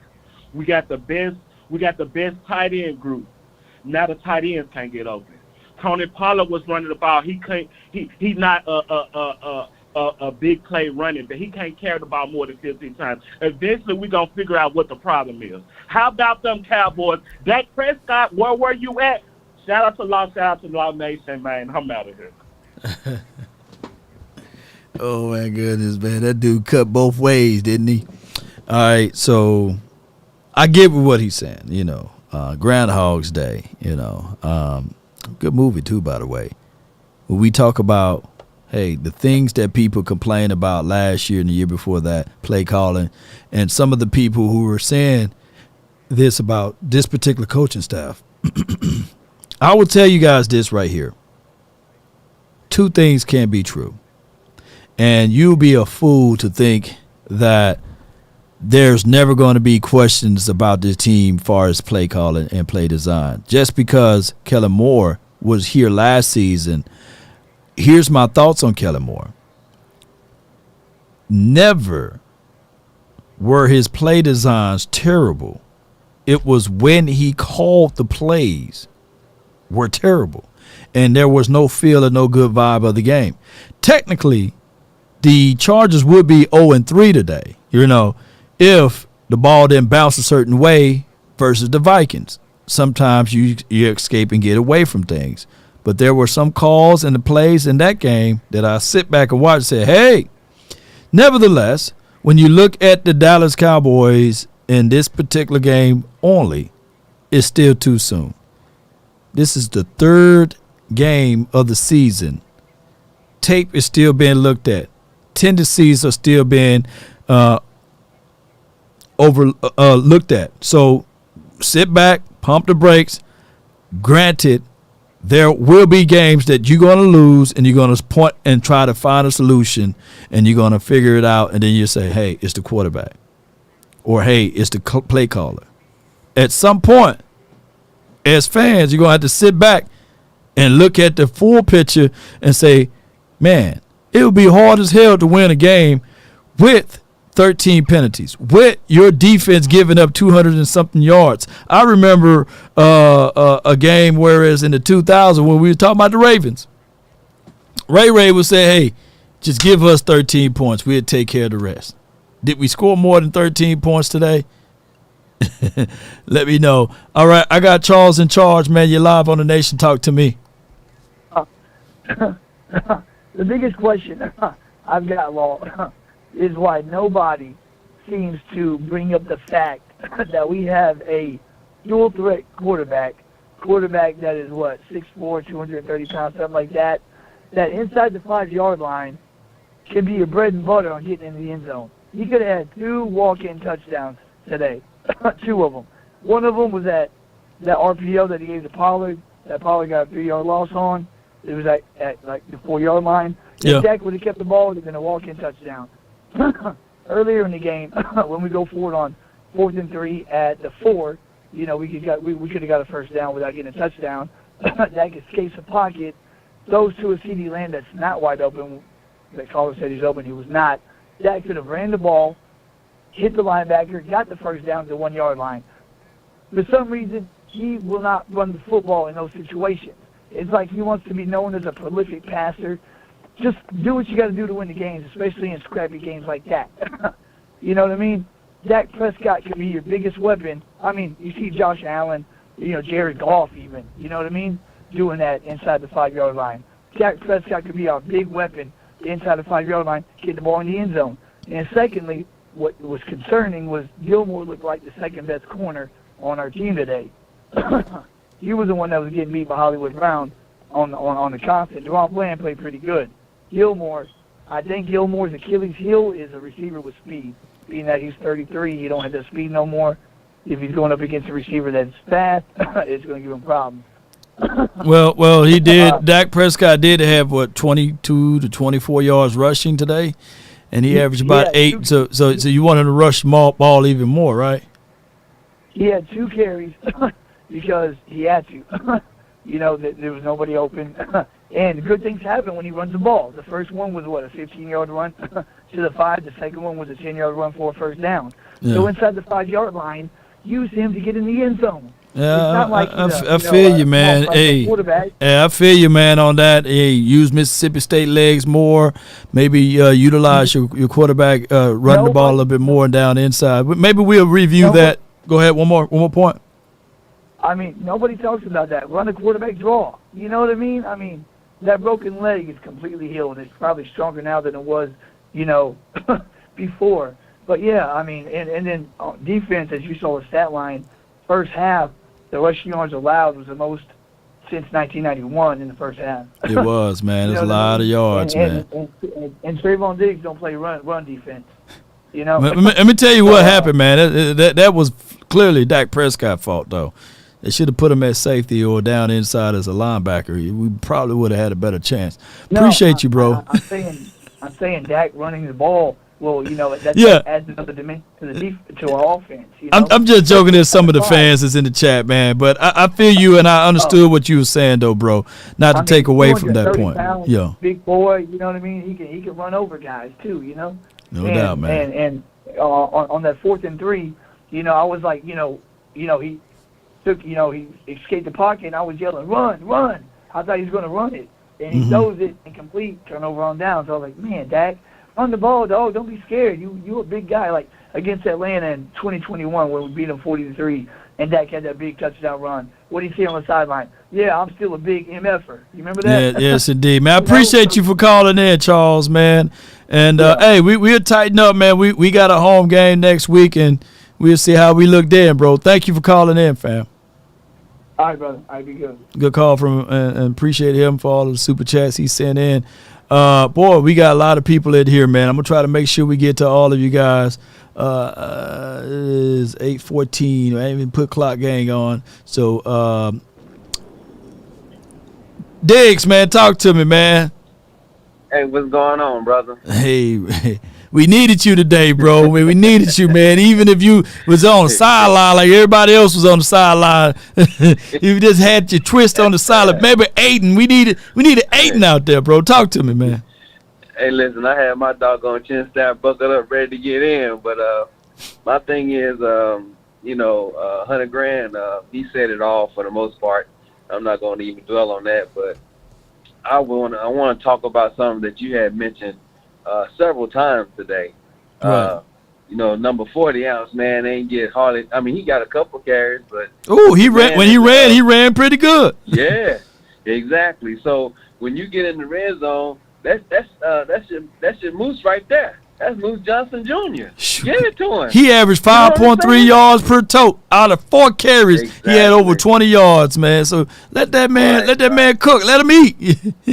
Yeah, let him eat, man. I mean, hell, he a big boy, and plus he ain't slow. You know what I'm saying?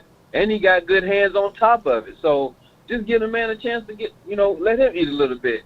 Now, and I know Dallas Cowboy fans, man, they see one troubling thing and they want to fire everybody and all this. Man, relax. It's just the third doggone game. Yeah. You know what I'm saying? We got plenty of games to play, first of all.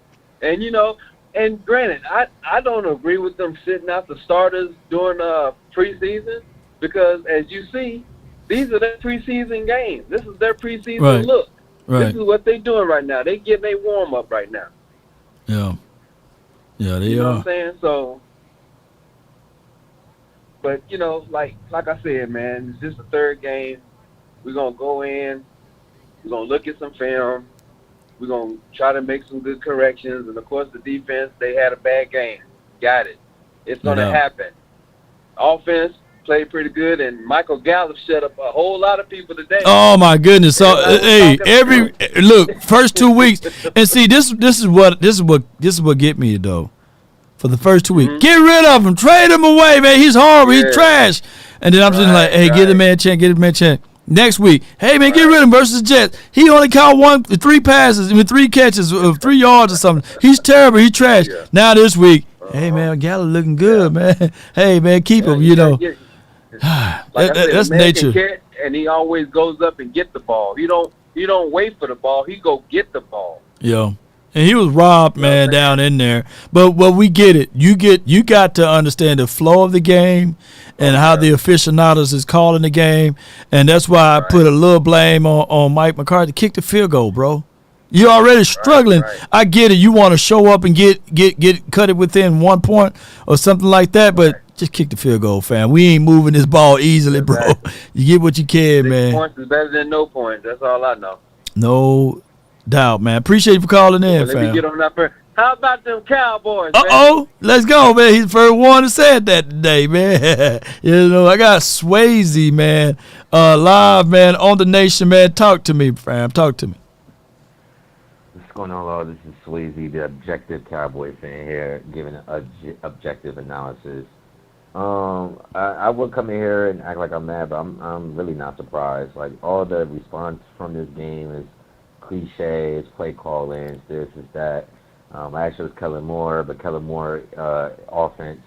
Justin Herbert went 40 for 47, over 400 yards, 3 touchdowns, no interceptions, 124 passer rating.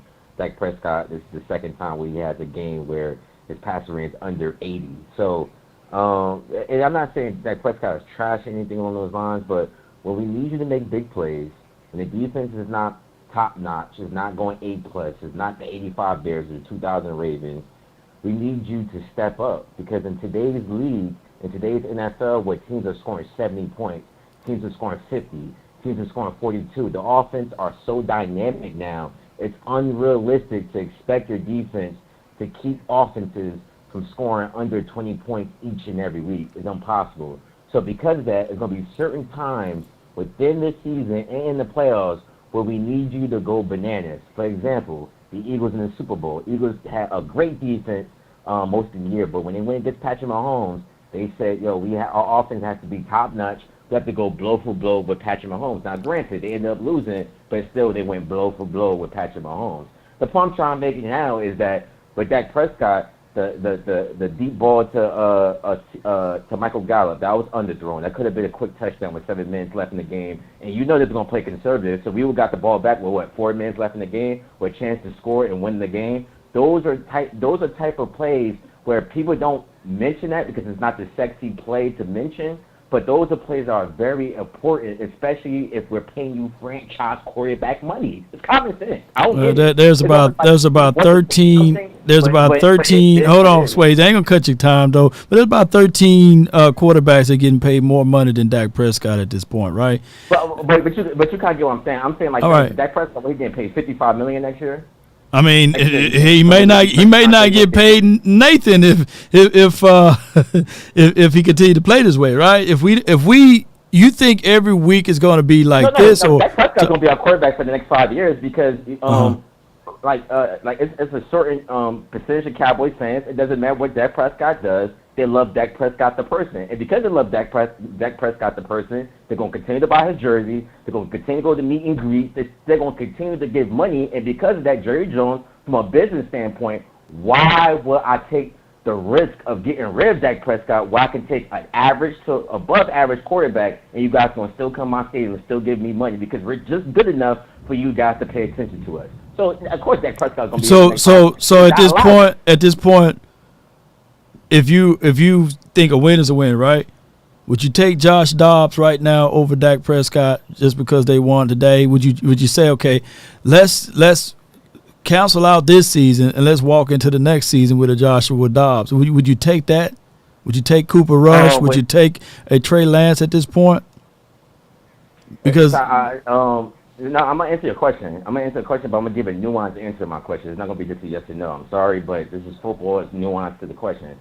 Of course, I think Dak Prescott, from an experience standpoint, just project like he's a better quarterback than Josh Dobbs. But because of the resources we give Dak Prescott and the resources we have to give Dak Prescott and the way we have to call plays a certain way for Dak Prescott, I would rather have Josh Dobbs because he's a dual quarterback who can run the ball as well. And let me slow you down for right here. So, in this game, did the Cardinals scheme outperformed our defense, or the defense more for the Cardinals defense outperform our offense? I think overall, first of all, I think our offense overall outside Dak Prescott played very well. I'll give you, for example, Tony probably had 22 carries for over 120 yards. That's great. I would love that for any rushing offense, especially giving my quarterback a chance where he can make the defensive line from the Cardinals honest. Also, there's a lot of screens that came from CeeDee Lamb where he made people miss, went for another 8 yards. Another screen here to what's his name? Dwiddle 23. I forgot his name, but screen passes where he went 20 yards, 25 yards. In all actuality, most of the people around Dak Prescott played very well. It's just certain aspects within Dak Prescott's game that's been around for 8 years, because I do have the stats in front of me to show you what his lack of attributes are. He's very inaccurate. in times where we need him to be accurate. And it's been going on for years. It's like we just don't want it. It's like we love Dak Prescott. I get it. We just don't want to mention that for some reason. That's why last week when I called you and I said we need to treat Dak Prescott like Brad Johnson, it wasn't to say Dak Prescott was trash, because the Super Bowl year with Brad Johnson, he actually had 22 touchdowns with only 6 interceptions. Do we win this game? Do we win this game with Brad Johnson today? You said what? Do we win this game with Brad Johnson today? No, we don't win the game with Brad Johnson, but the point I'm trying to make, that's who we had as quarterback, which is why we didn't win this game today, because we don't have a quarterback that says, all right, you guys, the defense don't have it right now. I'm gonna put you guys on my back. I'm gonna make sure we win this game. We don't have that if we don't have that quarterback, we definitely don't have that defense too, right? We don't have the 2001 or 2002 Buccaneers defense, and we definitely don't have the 2000 Ravens. Yeah, we don't have that. We don't have that defense, right? No team in the history for the rest of the NFL for the rest of the years, because the way the rules are made today, which is offense friendly, it would never be another 2002 Ravens. It would never be a 2013 LOB. It would never be those defenses. They can show you spurts throughout the season, but expect that type of consistency for 17 games, including the playoffs. That would never happen again. So no, you need your quarterback to be elite at elite moments, and that's the point we tried to make years ago. It's like I just don't get it for some reason. It's like when you say that, it went back to there's 13 other quarterbacks that are getting paid more than Dak Prescott. You know what I'm saying? So there's 13. Yeah, go ahead. Yeah, go ahead. No, I was going to say is quarterbacks. I got pinpoint some of those quarterbacks who those franchises made terrible mistakes. For instance, the Cardinals themselves. I know the Cardinals are looking at Kyle Murray and saying, damn, we should never pay them. It's a lot of franchises that make bad mistakes. I'm saying in our standpoint, we got to know what we have at quarterback and say from a performance standpoint. There's nothing we can do at this point, though, right? You know, because Dak Prescott is the foreseeable quarterback of this team, and there's nothing we can do but complain. And at this point, the Jones family are going to do what they do, huh? Say again, one more time before I let you go. That's not necessarily true. Like, of course, this season, Dak Prescott is our quarterback, so I'm not going to say that. But I'm saying that it's been many franchises that made a strong pivot once they realized, all right, this is not really the guy. For instance, Carson Wentz and the Eagles. This is not the guy. Let's get the second round. Let's get a second round on quarterback. Let's see what he has. Because we know this is not the guy. We made a mistake. We spent money the wrong way, but it is what it is. Let's just try to right this ship as fast as possible, because we do have talent around the team, and we want to utilize this talent at maximum capacity. It's almost like you guys just, like, I'd rather y'all guys just say, all right, we love Dak Prescott. Well, hold on. What I'm saying is that basically you are painting an unrealistic reality, because there's only one quarterback that got paid his money that got that Super Bowl, and that's Pat Mahomes, right? And then outside of that, it took Matthew Stafford 13 years and for the Lions to get rid of him, and he went over to the team that had unbelievable talent for him to win. So in the last 5 years, you in between Tom Brady, Pat Mahomes, and one can argue Matthew Stafford. It's going to be hard, fam, to pinpoint everything and say, okay, only the elite ones have the chance, and you got to make sure you don't pay this one, huh? Ask you a question. You don't believe we have unbelievable talent on the Cowboys? I think that it's still too soon. I don't think that the Rams at this point was undefeated. CeeDee Lamb, Lamb is probably one of the best receivers in the league. Like, seriously. Like, you ask any NFL player on Twitter, they'll tell you CeeDee Lamb from a route. Yeah, he is one of the better wide receivers in this league. But what I'm saying is that it's still too soon to say, right? It's still only 3 games in. Right now, around this time, the Chiefs last season wasn't even playing up to this level last time. Around this time, they wasn't playing up to this level. They started off slow. But they went to 4 AFC championships before that, so we had the resume from the Chiefs to know, eventually they're going to get together, because they had 4 AFC championships before that. We don't have the resume to give them some type of extra space to say, all right, they'll figure it out. They don't have the resume. They don't. Now the Cowboys is going to AFC championships. But that's only one team. That's only one team, though, Swayze. That's only one team. Now pick another team. Pick another team. Pick another team that paid their quarterback. Now go. You said pick another team that paid their quarterback? You mentioned that the Chiefs, I'm saying in the last 5 years. In the last 5 years, you see how difficult it is. What I'm saying is what we are trying to do is we're trying to put everything on the shoulders of a quarterback that's been here for 7.5 years or going in 8 seasons to say, okay, get it done. It doesn't matter. I don't care how much you're getting paid, but get it done. If not, if you can't get it done. I'm not saying that. I'm not saying that. I'm saying that on some games. I'm not saying you have to do it every single game because that's what we. Well, what I'm saying is that you can literally point out any quarterback outside of Pat Mahomes, and you can have that same argument. It could be the same argument for Lamar. It could be the same argument for Justin Herbert. Right now, it can be literally the same argument for a guy who's trying to get back Joe Burrows. It can be the same argument. That's all I'm saying. But their resumes are way better than Dak Prescott's. I wouldn't even compare them. Like, I wouldn't. Like, you comparing quarterbacks that resume is just, from a factual standpoint, are better than Dak Prescott. They haven't played 8 seasons yet. That's what I'm trying to say as well, too. You know what I'm saying? But I appreciate your call, Swayze. I appreciate you, man. I thank you so much, objectively speaking. But that's just what it is, though. Appreciate you. All right, see you. Yes, indeed. That's a good call from him. But I just want people to know that it's been, Pat Mahomes, Tom Brady, and Matthew Stafford. And one can argue that people were not sold on Matthew Stafford until he got shipped off to the L.A. Rams. It took that brother 13 years. 13 years. So name me the other quarterback. It's just what it is. I get it. People are ready to move on from Dak Prescott. Granted. Okay, you move on from him. Then explain the other reasons why the other teams are not winning without their particular quarterback. I need to know. Lamar, Burrows, Lawrence, Herbert all struggle. Because with that same talk track, what year is this for Trevor Lawrence? He shouldn't have lost to the Texans today, right? They shouldn't have lost to that game today. 727, you're live on the Nation. Talk to me. Hey, Law, how you doing there? This is Mr. Amidst here down here in Florida. Hey, what's going on, Mr. Amos? Appreciate you. Well, it's like this. To me, the coach see those guys practice. Mm-hmm. He know their limitations. He know what plays they can execute. Now, we could speculate this and that, but, he had to be confident and run the plays that he think they would execute. And simply, they just didn't execute what was going on. Now, we want to lay some blame on some things. We have to go ahead and look at the defense. The captain of the defense, he can't shed blocks. He's 255 pounds and get pushed around. The defense was sad, like they just watched Imitation to Life and was devastated by the whole scene of it. They were just in funeral mode.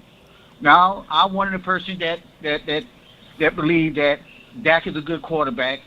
Like I live in Florida, people trying to buy a house down here and try to talk you into selling your house. Right. So they'll give you X amount of money to sell your house. You sell it. Okay, where you going to find a house at with the money they gave you?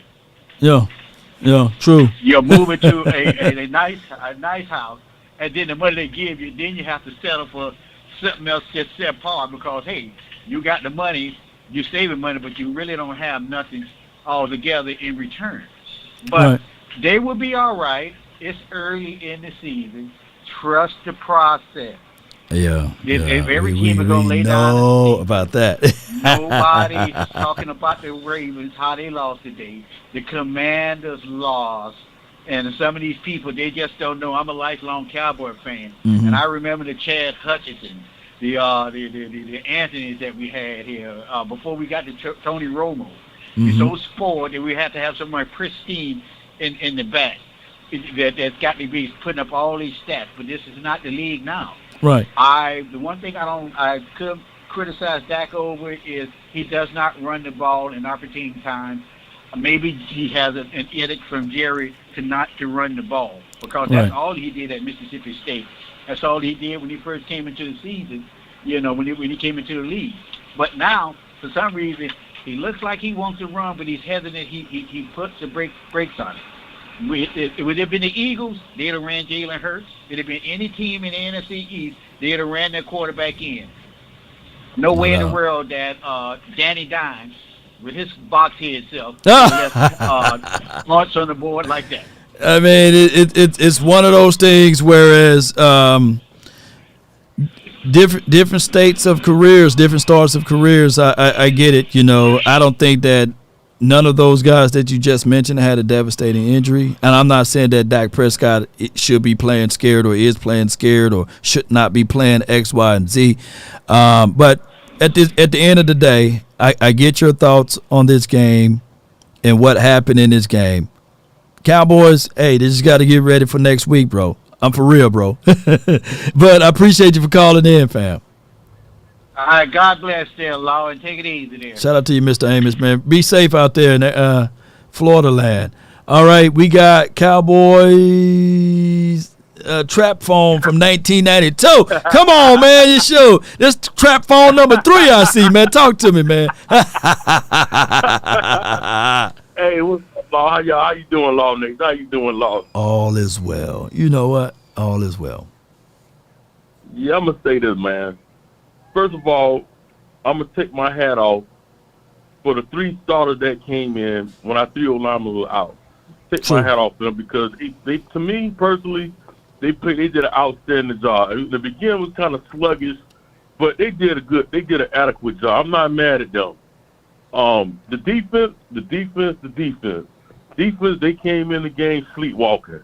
They maybe because, you know, we missed number 7 back there, Diggs. Maybe that was a lot. There's no excuses here. Maybe number 7 because they so used to seeing 7 over there. They turn their head. They see 26-2 on the field now, and they just, to me, was sleepwalking.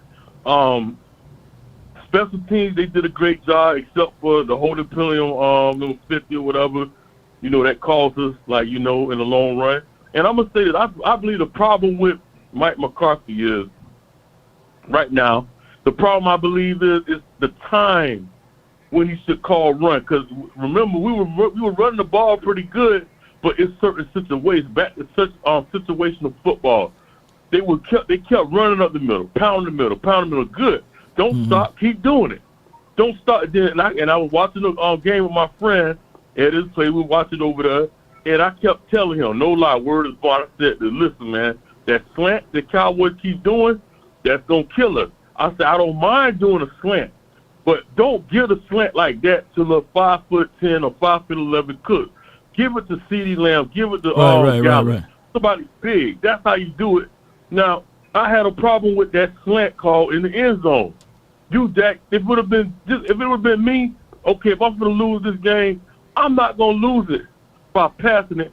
I'm going to take off the run. If I'm a few inches short, fuck it, I didn't get it. I didn't get it. But don't sit there and try to pass the ball. Don't do that. Take off with your legs and run.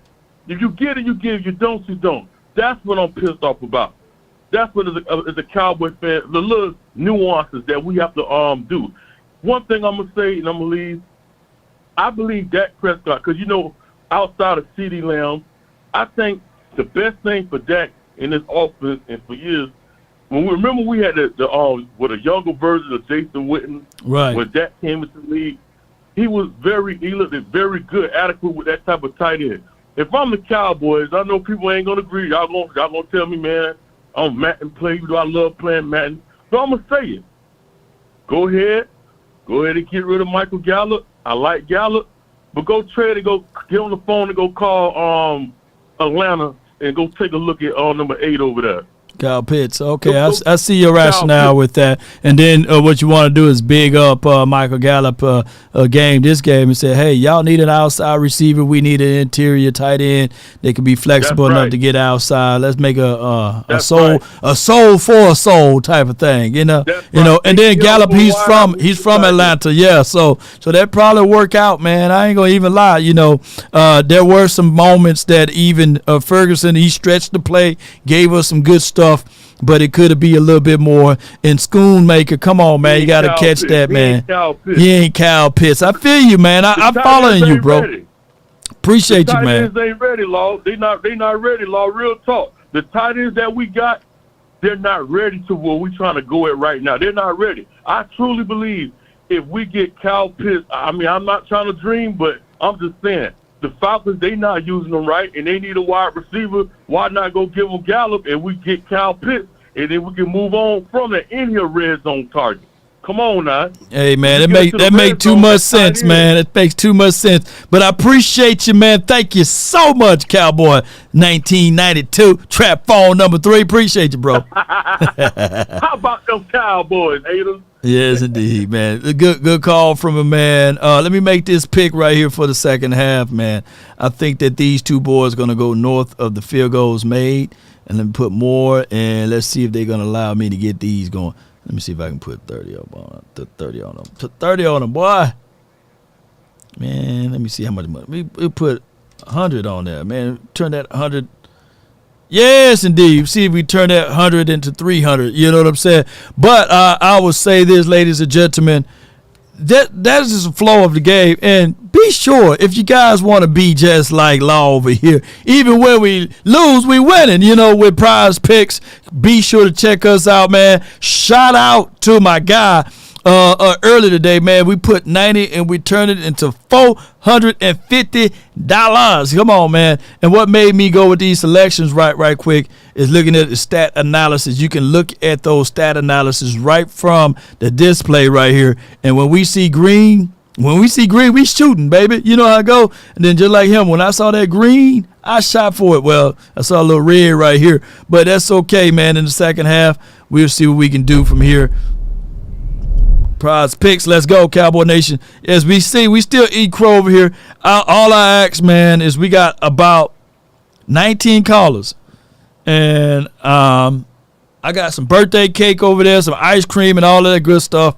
And I'm ready to eat something, man. So what I'm going to do here is we're going to put Clock Gang on. Rapid fire type of stuff.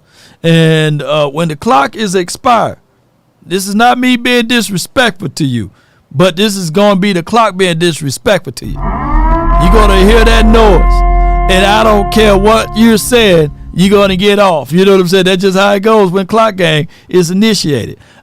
So we're going to make sure all of y'all get y'all thoughts out and your opinions. Now, if there's a rebuttal, I won't talk at the end of the 60 seconds. And then I might grant you more time. But in the meantime and in between time, I got Patrick, not Mahomes. You're live, bro. Talk to me, man. What's good, Joe? I'm not going to keep you long, man. I know you got a lot of people you got to talk to. Yeah. But all I'm going to say is that, you know, to everybody that said that the defense pretty much lost us this game, that because they did. But the only key point I want to hit on tonight is simply we got to figure out the red zone offense. Yeah. We have got to figure out a way to design some runs to get into the end zone, north and south. Once you get to the end, to that red zone line, unless you have a design-specific pass play that's going to get it there, you need to be running the ball. Tony Pollard, Dottle, you need to find somebody, somehow, some way to scheme up something to get into the end zone run. You did it in week 1 against New York. Why not continue for me? So that's my thoughts. We can go back and forth with that. I know you got a lot of callers, but that's my point right now. No doubt, man. As a person who want to win everything that I do, he's 100% true. There should be a game. This shouldn't be a game that Deuce Vaughn don't get a chance to look at it, right? You should be looking into red zone. Look, all this week, I know we had a bevy of injuries, but all this week, I'm trying to line my guys up at the 15 or the 10-yard line, and we going to go through some red zone drills, you know, and we're going to try to get those things going. And just to be fair to the Cowboys, I don't know what play actually happened when Trayvon Diggs got hurt. Maybe it could have been the red zone drills. Who knows, man? We don't know. And they said, man, damn, you know, let us not do certain plays anymore. And they could have stopped practicing there. I don't know. Maybe they all kind of held their breath. I got the 757. You're live on the Nation, man. Talk to me. Hello? Yes, indeed. You're live. Talk to me. Hi. Hey. Hey. Okay. I'm glad I'm on. All right. First of all, I'm just going to go ahead and say this. Defense, straight meltdown. They did not do what they were supposed to do. Our identity is our offense. Our defense this year. I don't want to talk about last year when Dak was throwing interceptions. I don't want to talk about that. Coming into the season, we came into the season straight falsing on defense. We set out there and we looked out of Pop Warner. We let them beat us. There was no way. First of all, they're running the ball through us. Second of all, Mike McCarthy, the whole offense or the whole offseason is supposed to be we're tailoring a game around Dak. So if you don't give him the opportunity to make it, and you keep giving the ball and trying to throw the ball, what happened to Vaughn? What happened to Deuce Vaughn? What happened to everybody? No doubt. What's your name? Let me lock you in here. You spit some good stuff real quickly. What's your name? Yes, my name is Rashida, but on your page, on my YouTube page is None Your Biz Brooks. I always look at you. I love you. I love you're very objective. I just want everybody to get off of Dak Prescott, give him a chance. First of all, this game needs to be solely on defense.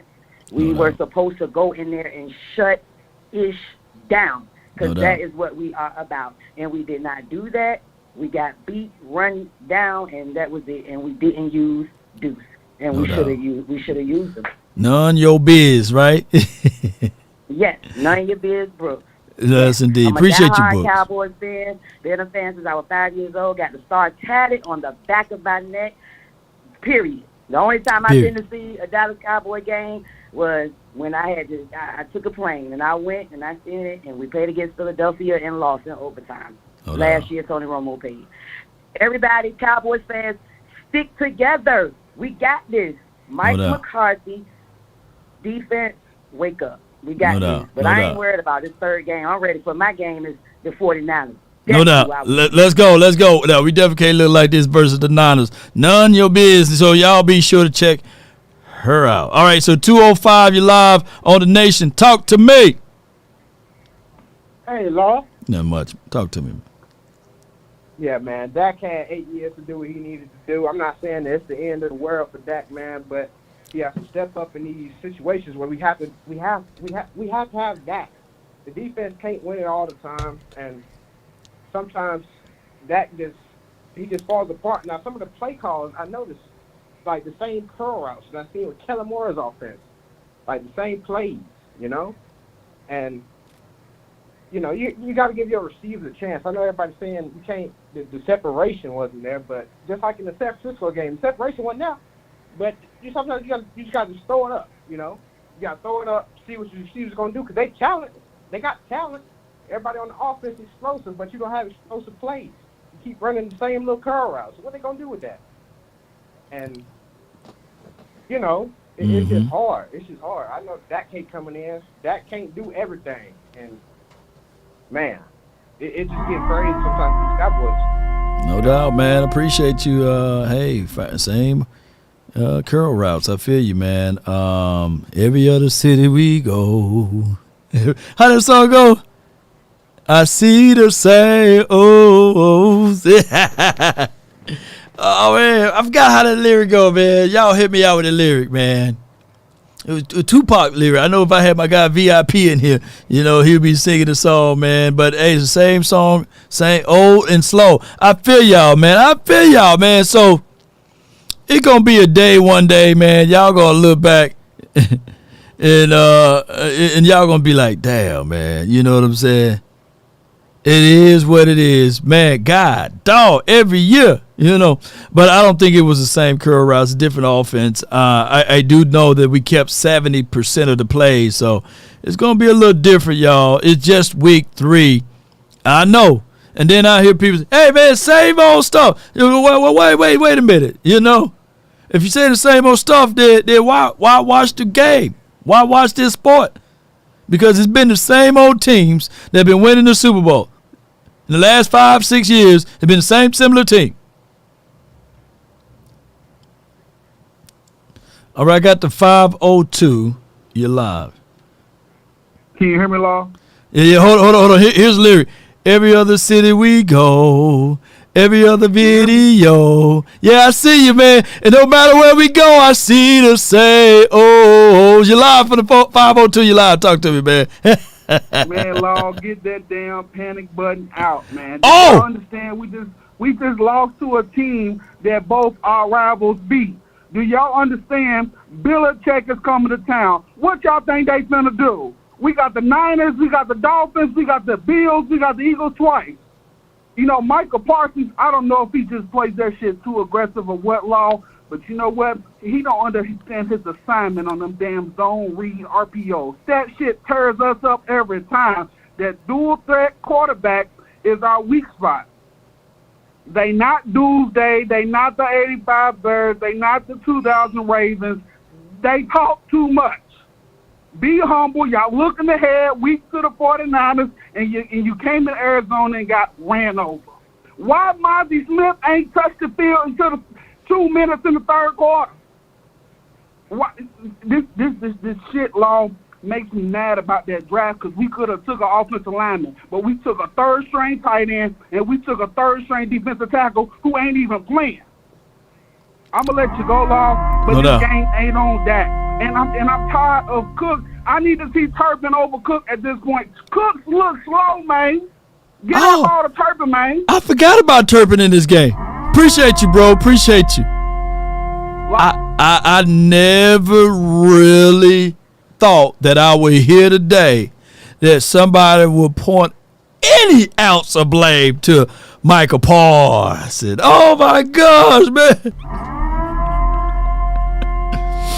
I never, ever thought that I would see a moment in time that he made me take my shades off, ladies and gentlemen. I took my shades off. Woo-wee. I got the 469, man. How I'm gonna get this panic man off, man? Talk to me, man, from the 469. This is my guy James. Is this James? Oh no, well you know right now, baby, you know what I'm saying. I'm gonna give you Coach Prime a little bit. Okay, all right. Hey, we gotta start it off by saying happy birthday, Law. Our boys didn't take care of you today, you know, but hey, we gonna make sure you have a good happy birthday. You know what I'm saying? We gonna, you know what? Make sure we send Law some of them, get some of him buffs. We can send it to him so when he on live, you know, he can look live like Prime 95, baby. You know yeah, baby. Yeah. Let's go. Hey, but see, now let me tell you. Now, you gonna hear a lot of bull junk this week from all these media outlets. You see, and you know because they've been waiting. Now, how many teams gonna lose today? Probably 16, if I'm not mistaken. But which ones they gonna be talking about the most? That ought to let you know. They watching us. Why? Because they want to beat us, baby. They just waiting on us to fall. And I don't know. They better get us now. Because this the stars we gonna be. Okay. What we had? We had 3 All-Pro linemen out. Huh? We're missing our own Travis Hunter on the other side of the field that shuts down a whole side of the field for us. You see, now, and now we got some other people that's coming in, and we're trying to get them adjusted, and we got to change scheme, and that's why you saw a lot of big plays that were hit on us. Now, I gotta talk about it, you know, because you gotta do your job. You gotta do your job. Now, 200 yards rushing, you just don't want to at that point. 13 penalties. Hold on, you know what a penalty? I'm gonna tell y'all what a penalty is. All the penalty is. Hey, Prime. Hey, call back, man. We're going to figure out, man, what Colorado going to do next week, too, man. Appreciate you, Prime. Come on, man. Hey, he sounds just like Prime. For a minute, you know, all he need to say is, baby, one more time. If he said, baby, hey, he'd have had Prime all the way down. Man, come on, man. I got Stelio's Uncle Dave in the chat, man. Well, in the call from the 520. Shout out to your uncle, you live, man. I've been sitting here too daggum long. Hey, none of y'all with me. There's somebody on the after me that was actually at the daggum game and was actually seeing what was going on out there. Was seeing that the daggum Cardinals offense out-schemed the freaking defense. Plain and simple. And played the Michael Irvin sound bite of the let me crack your skull and fertilize your mind. And this is crack your cranium and fertilize your brain. And this is for that cat dropping these daggum stats and looking at me and looking at the PFF and all that. Man, don't come in here. Don't come up in this house. If you're a Cowboys fan, don't come up in this house with all these daggum stats about Dak, this, Dak. It's game 3. It's the 3rd game of the freaking season. The Cardinal offense was ready for the daggum defense. Plain and freaking simple. If he's getting some audibles in there, I didn't see too many daggum audibles. 5 to 8 audibles, at least in the red zone. You could have got some scores. You could have got at least three of them 4 that you didn't get.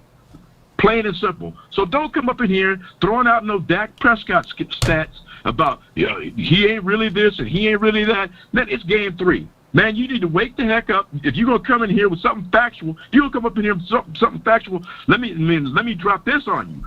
This is the 2016 draft. Jared Goff, Wentz, Fertilize your brain. Hackenberg, Brissett, Kessler, Cook, and then there's Prescott.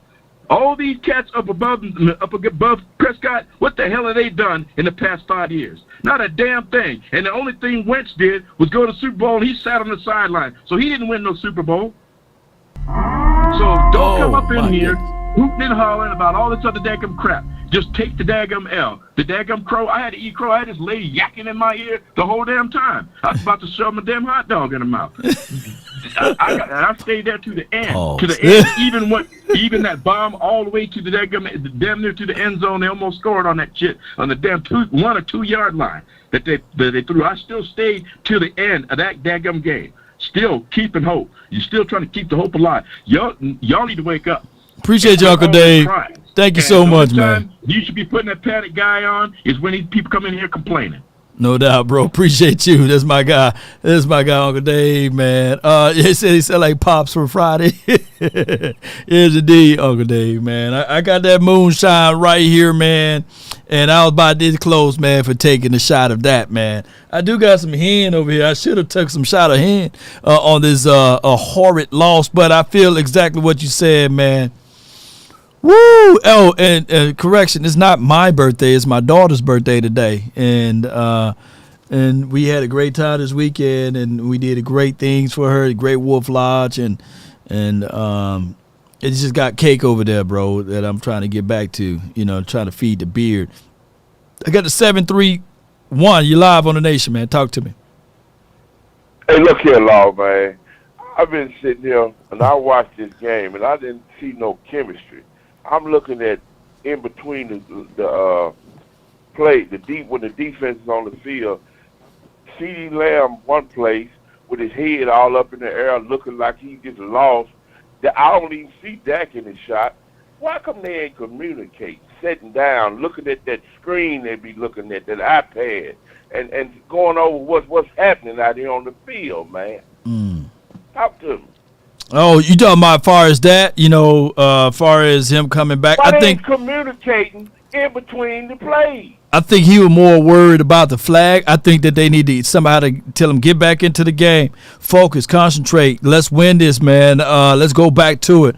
I think that instead of having so many other weapons, just figure out your bread and butter. Let CeeDee Lamb be your guy. You know what I'm saying? Don't try to feed it over to Gallup. Don't try to feed it over to Cooks. Just figure out one person. But Gallup did eat today, though, bro.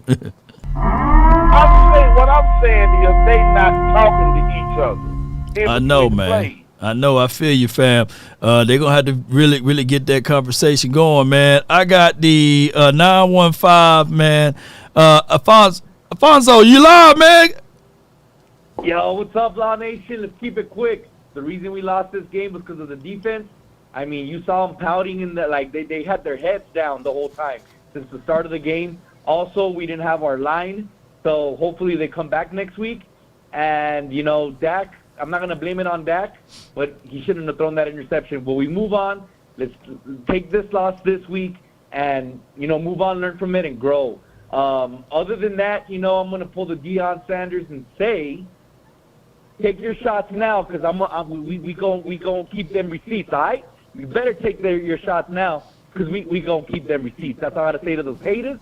And all I got to say is don't take long with that loser that was talking shit about the Cowboys. Right. Just spend time with the people that are positive and all about the Cowboys, all right? Man, I feel you on that, man. I thank you so much, man. I'll take heed to that, man. Appreciate you, man. Hell yeah. Puro pinche Cowboys de la jerga. Yes, indeed. Leader La Raza. Let's go, man. All right, so here's he got great points, man. Wait, we actually, if you look back at it, the Cowboys offensively, red zone was the only issue. Defensively, stopping the run and giving up the big chunk play, only issue. 3 issues. We can clearly say that our kicker's pretty good. We can say that our run game was great. We can even say I don't even want him to change any of the passing down the field. Keep that stuff short and intermediate. So don't let the people throw you off. Red zone, improve on that. Stop the run, improve on that. And on top of that, don't get your hand caught in the cookie jar. Whole different outcome of this game. Our pass defense, collectively we were okay. You know what I'm saying? It's just that they caught us without. Look, it took our Alfonso to really slow it down for me to realize that. I got the Jake the Great, man. You're live on the Nation, man. Yo, what's up, Boy, we down we down to 11 callers, man. I appreciate you, man. Yeah, loud and clear, bro. Talk to me, man. All right, well, before I start, man, I want to shout out Law Nation and Prize Picks. Cowboy Nation, we didn't win, but your boy Jake almost won. Let me break it down to how Prize Pick almost gave me $1,000.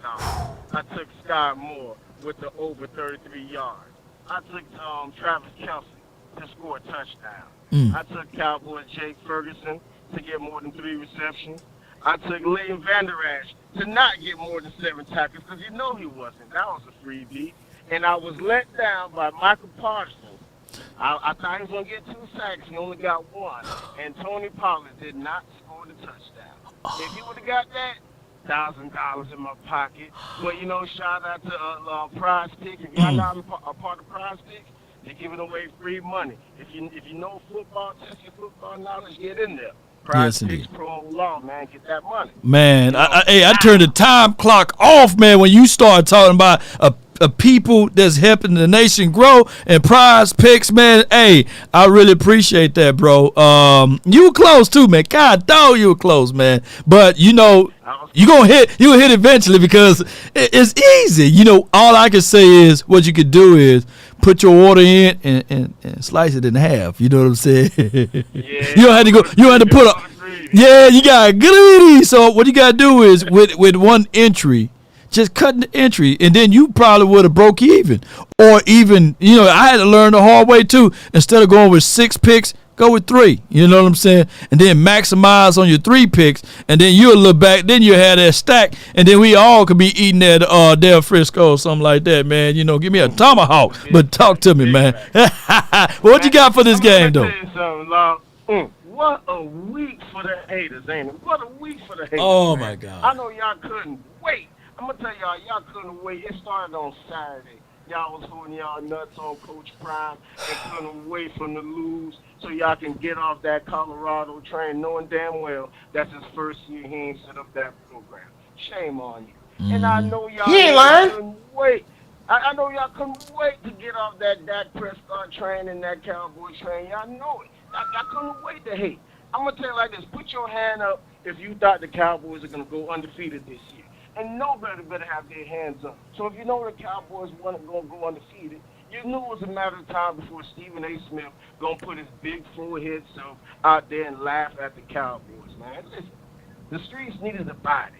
The NFL streets needed a body, and they sacrificed y'all to the Cowboys. I'm not saying the aficionados ruined the game throwing flags and picking up flags. There's no excuses. I'm not saying we're making no excuses. We have 2 rookies on the offensive line. No, we ain't making no excuses. Y'all needed a body for the controversy. Congratulations.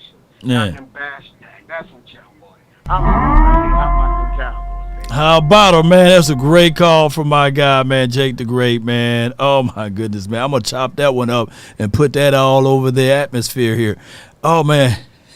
They needed a body. They got a body. They got a body tonight, man, and it's going to be cycling. To the degree, don't y'all like that we won the first 2 games?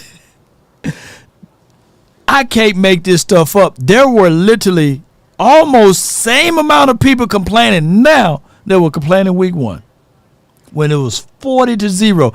And there was almost similar, the same amount of people now that's complaining now that they complained last week. And now when I look at the complaints, it's going to be even more this week. And that's okay, man. Heavy is the crown. Y'all continue to doubt this team. Y'all can continue to doubt me. But we're going to continue to fight. And on top of that, I got some stuff brewing this weekend coming up. But I can't wait to tell y'all. I'm going to tell y'all a little bit later down the line. But even next week, y'all going to complain next week. I can't make this stuff up. All right, I got, some of these people, I think I'd already spoken to you, you know. But I'm going to let y'all rock. Well, I got 972. You're live on the Nation. Talk to me. Hey, Law, what's happening, man? How you doing? Hey, well, man, I'm doing well, man, with 2 L's. Already, man. I'm going to make this quick, man. I've been supporting you, man, for the last 5-6 years, man, right here in Dallas, bro. Right here in Oak Cliff, man. So I just want to shout you out, bro. Keep doing your thing. Keep going up, man. I'm proud to see how far you done came up in this, man. Very humble. I like your attitude. I like everything about this channel, bro. Keep going up. Man, appreciate it. Two, man, I hate that we lost to the, you know how you going to lose in the NFL, it's the NFL, but given that we lost to the Cardinals, this one hurt, man. You know, every time it's like we play to the level of our competition. Every time we expected to go out and dominate, we struggle against these teams. I want to say this was a trick game or whatever, man, but it was just the fact that it's the Cardinals. They got a backup quarterback. You know, hey, they came out to play. Hats off to the Cardinals. They did their thing, man. We got to work on those red zone struggles. Basically everything that everybody talked about, man, we got to work on. I ain't going to cut Dak's head off just yet, but he just got to continue to do better, man, especially in that moment. You know, life is all about moments, man. That was a teachable moment. Hopefully we grow from this and keep going, man. I'm always salute the Cowboys. And two, with the defense, do you think they should put Bland back in the slot and put maybe Israel right there on in his spot on the outside? And that's all I got, man. God bless you, man. You guys take care, man. Hey, that's a good call right there. I'm gonna look at defense, man. And normally, and I got my guy Koye. He said he's gonna chop up all 22 defense. So hopefully we'll be ready for our Monday show. Who want that Monday show? Because Koye already chopping up some good reactions here. The deep throw from the broadcasting view, got the TV on mute. I saw Hooker roll coverage to Bland's side, you know. Not putting that on Bland, but that's what you're going to do. You're going to help out that side. And on some of the throws, we got to give credence and kudos to Joshua Dobbs, man, for picking at Stephon Gilmore. Like, he literally said, okay, I'm going to pick at him a little bit. And we saw that. But outside of keeping – we slow, man. God dog, we slow, bro. Jordan Lewis looks slow. Dono looks slow. LVE looks slow. Those are the three slow guys on defense that naturally with our eyes, I'm going to give J-Rock a little pass because he just battled down inside and he do his thing. But outside of Bland, I think he did a solid job. Hooker, he still did a solid job. But LVE, Lewis, and those boys just look slow to me, man. Is it me? Dono didn't look fast. Is it me or am I wrong on something? You know what I'm saying? Gilmore, even though they tested him, I'm going to give him 30 age guy. You know what I'm saying? I just need to know. They just look slow to me, man. I'm just saying. Now, granted, if we want to just be a turtle, put our head in the shell and just say, hey, it's Dak. But bump all of that, man. Dak ain't giving up 255 some yards, man, on the ground. We just look slow, bro. At the end of the day, we're going to have to fix that area. I don't know if those boys are going to get any faster. And I love my guy Dono. Out of the boys that's looking slow, LVE and Jordan Lewis, maybe you can give Jordan Lewis a little pass here because this is his second game fully back. And Jordan Lewis, he did his deal, but he looks slow. And Donald, maybe you give him a little pass. But LVE, he just looks slow, y'all. Just not ready, you know what I'm saying? You know how you have that, remember, y'all know I love some cornbread, but the cornbread is still soft, you know what I'm saying? We put it in the oven. I want it to be brown. I don't want no light-skinned cornbread. At least give me the edges, let them be hard or something, you know? But it wasn't really ready done, you know what I'm saying? It's kind of soft. Not calling our defense soft. It just wasn't done, wasn't ready yet. We look slow. We did, and that's a great observation. I got my guy. I didn't know you was in here. Is this my guy from the 585? Is this Officer Larkin?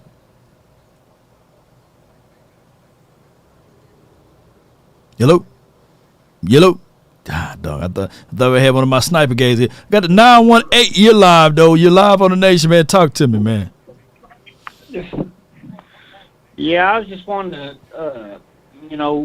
I was at the game last week, and our defense was doing their thing, but our offense just seemed a little suspect to me. Mm-hmm. And, it just seemed like they wasn't really getting it done, wasn't really hitting no explosive plays. And, a couple of things. Not only that, sending Micah Parsons on every single play, it seemed like maybe they should hold him back and look for that RPO a little bit more and stuff, And the third thing I was want to talk about was like Dak a while ago when we was down on about the 5-yard line. Right.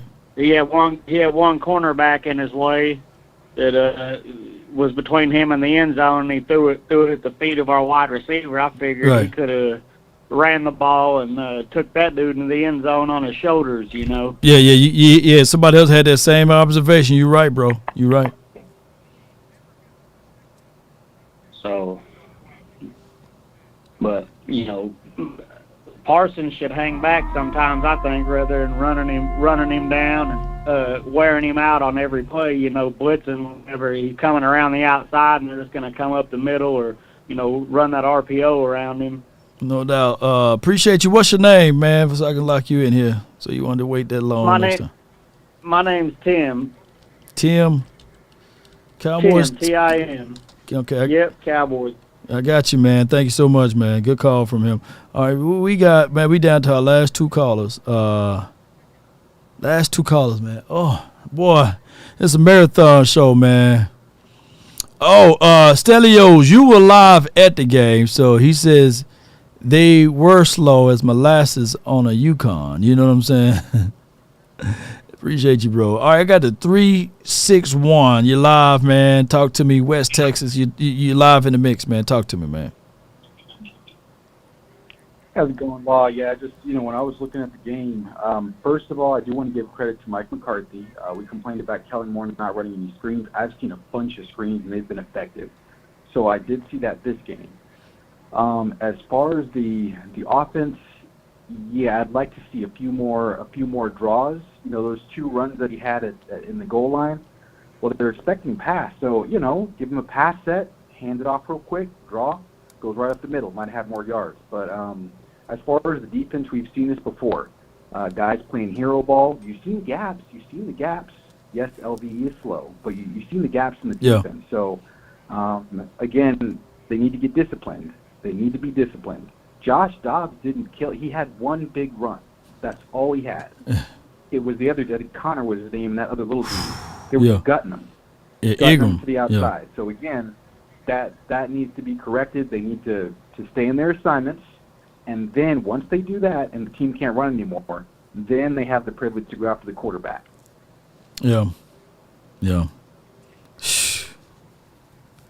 You're right on that, man. I got no rebuttal to that. Appreciate you for calling in, fam. Good call from him, too, from West Texas.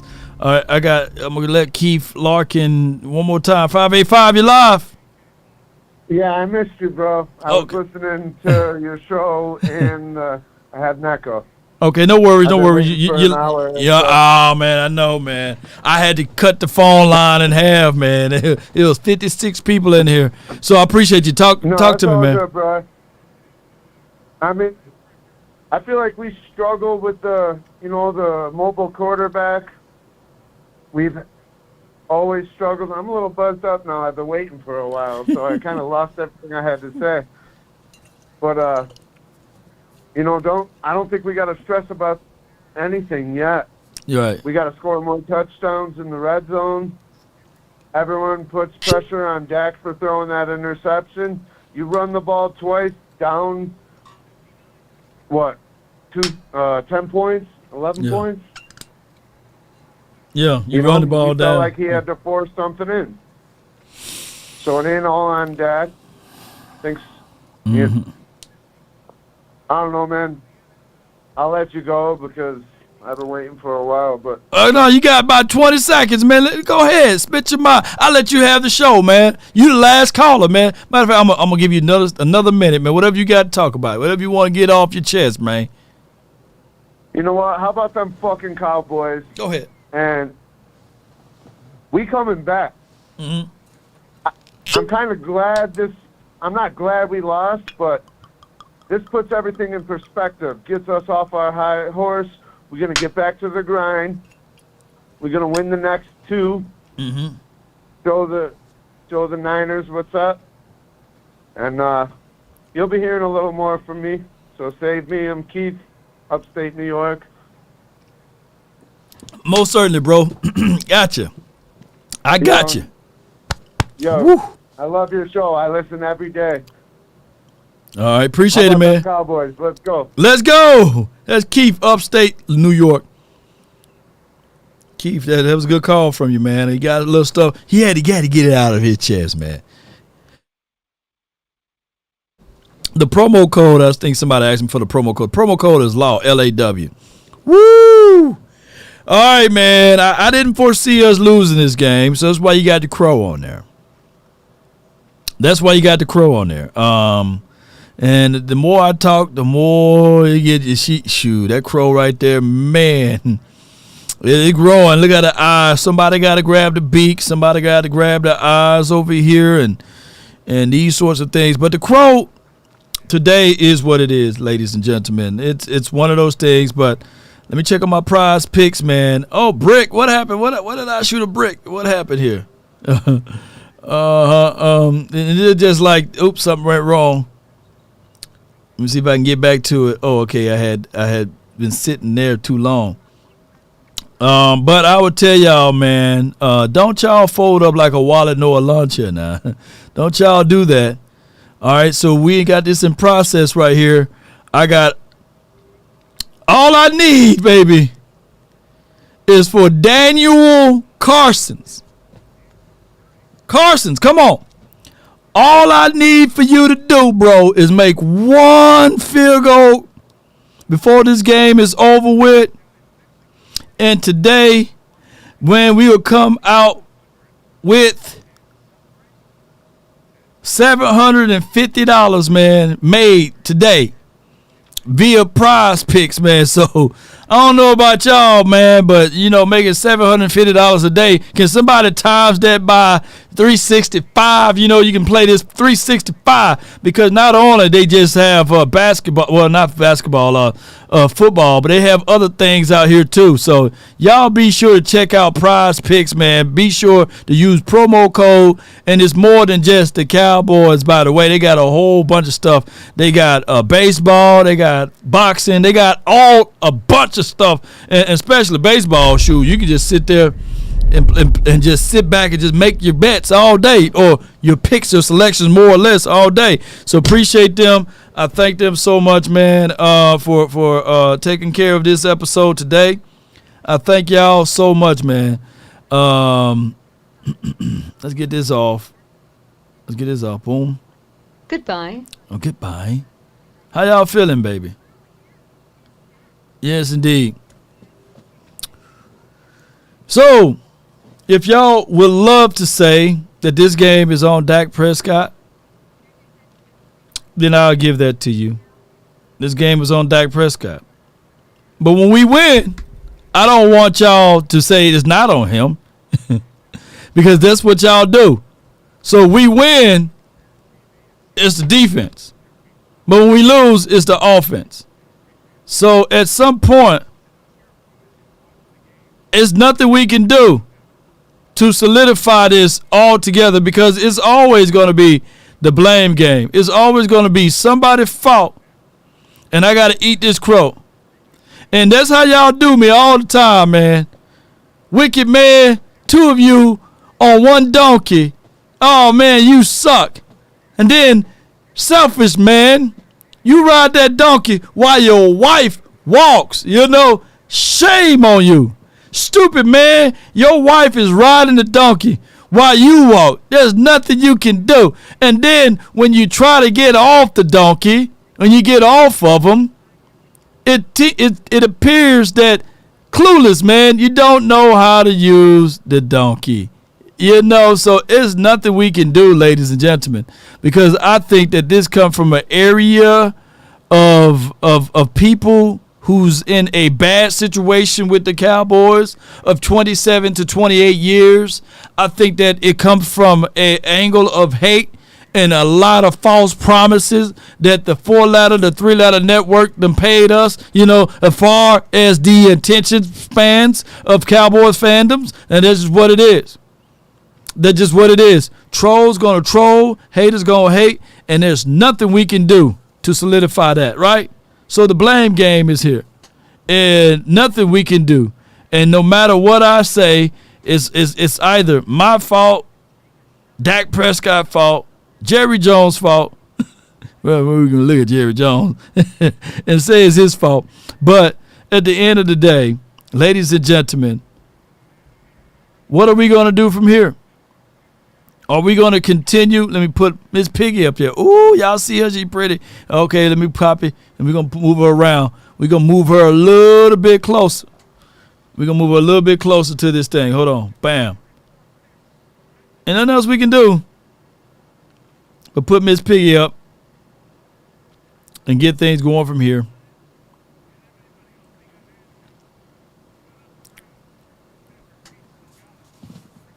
What should we do, ladies and gentlemen, as Miss Piggy get bigger and putting the lipstick on a pig? Are you in concern? Are you at troubles with this team? Are you willing to say to yourself, all right, Law, this is who the Cowboys are.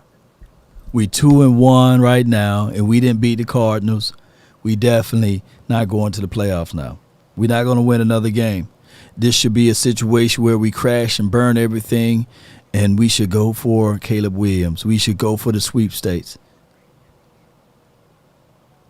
Now, I'm wondering, if Caleb Williams on this team, do the opposing team still run for 255 yards rushing? Do the opposing team still get things going as far as them beating us down on this situation as it relates to stopping this offense that we played against? Will it still be the same situation?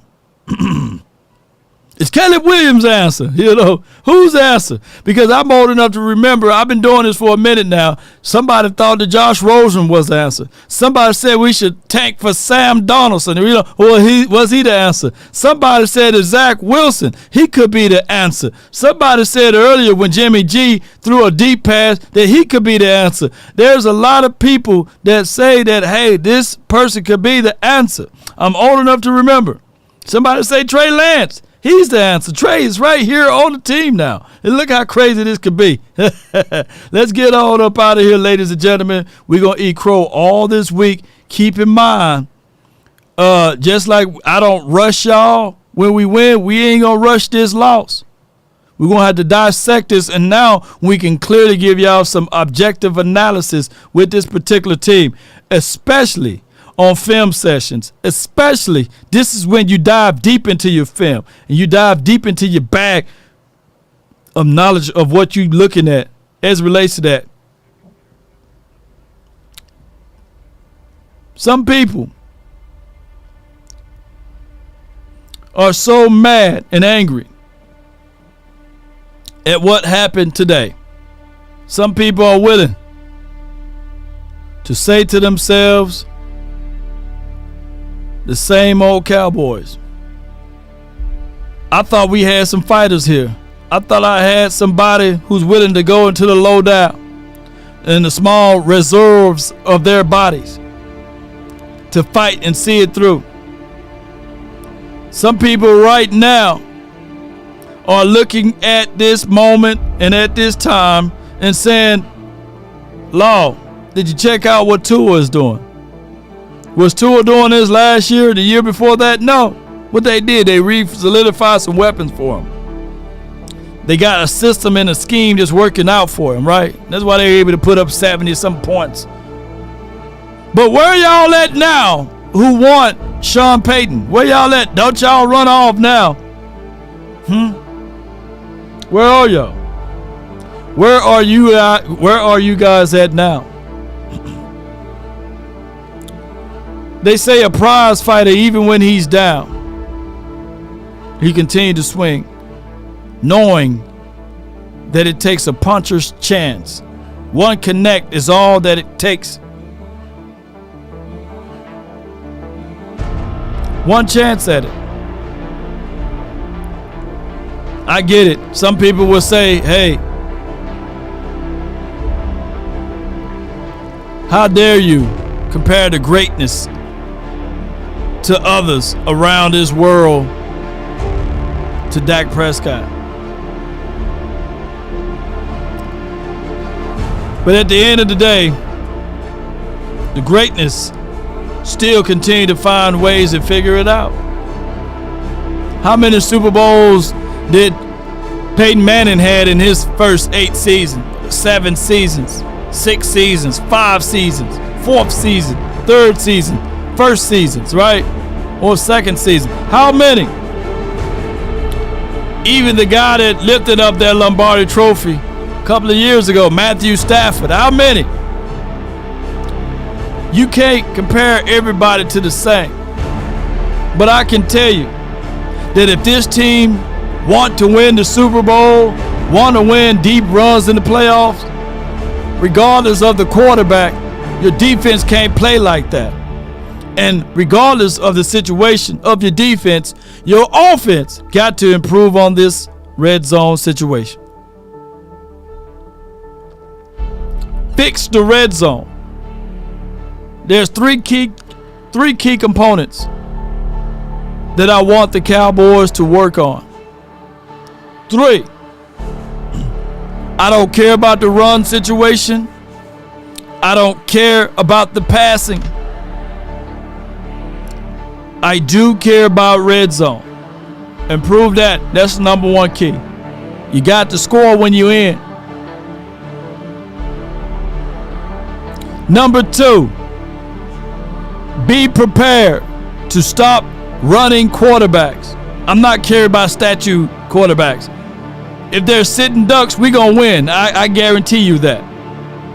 I back that. Just like Blue Magic, I back that. You got to figure running quarterbacks out. Quarterbacks, they can get onto the edge and run. Figure that out. It's time stopping the run. Number 3.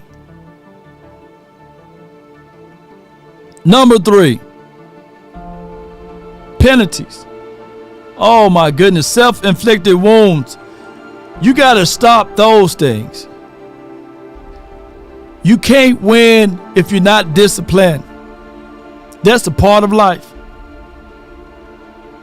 Those are the 3 things. Red zone.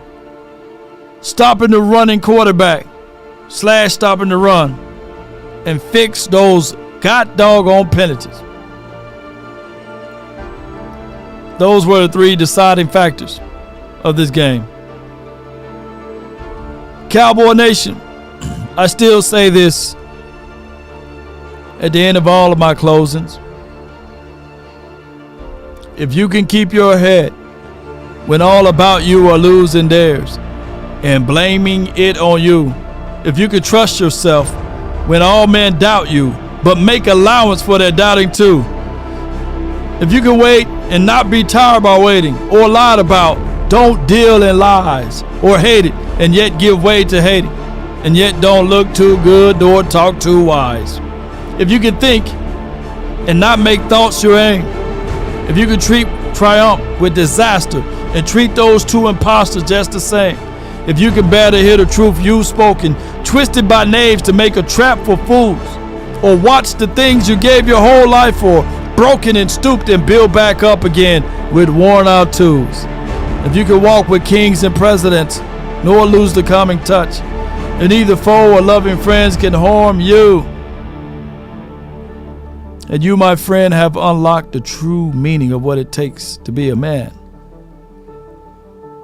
And if you can fill the unforgiving minutes with 60 seconds worth of distant run, and my friend, you have unlocked the true meaning of what it takes to be a champion.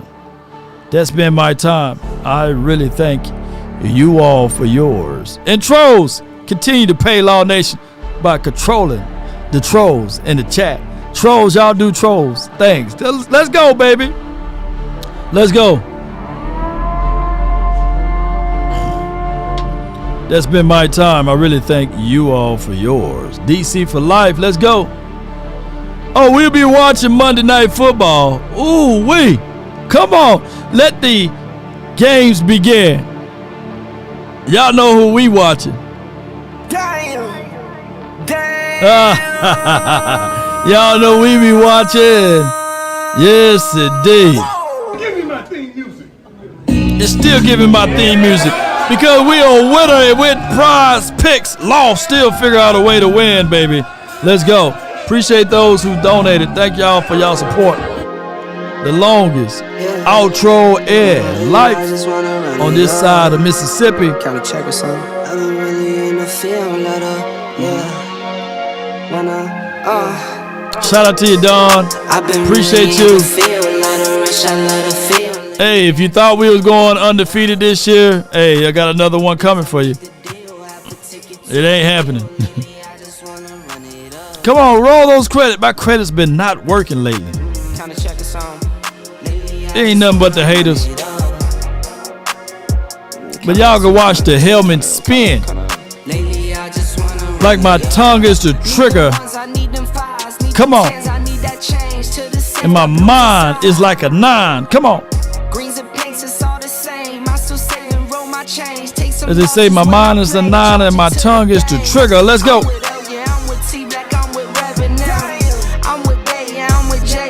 Give me some cake and some ice cream. Hey.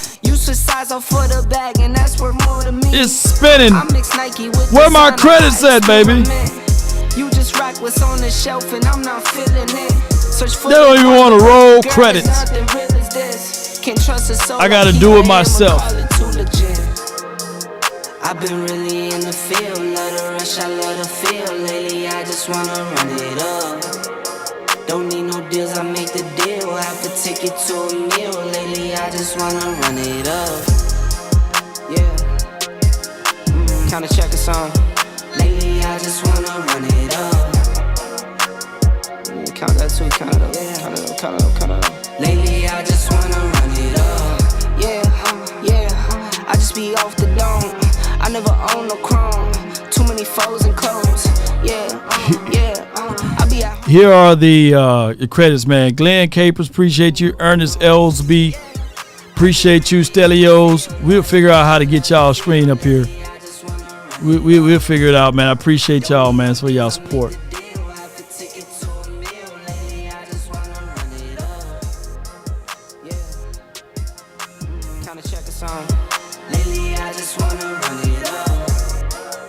Bam.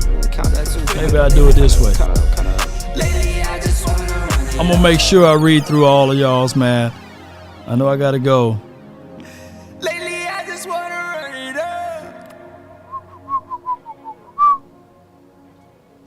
Lately I just wanna run it up. Bam. Give me 1 second here, ladies and gentlemen. Play a little music while I get it going. Appreciate y'all.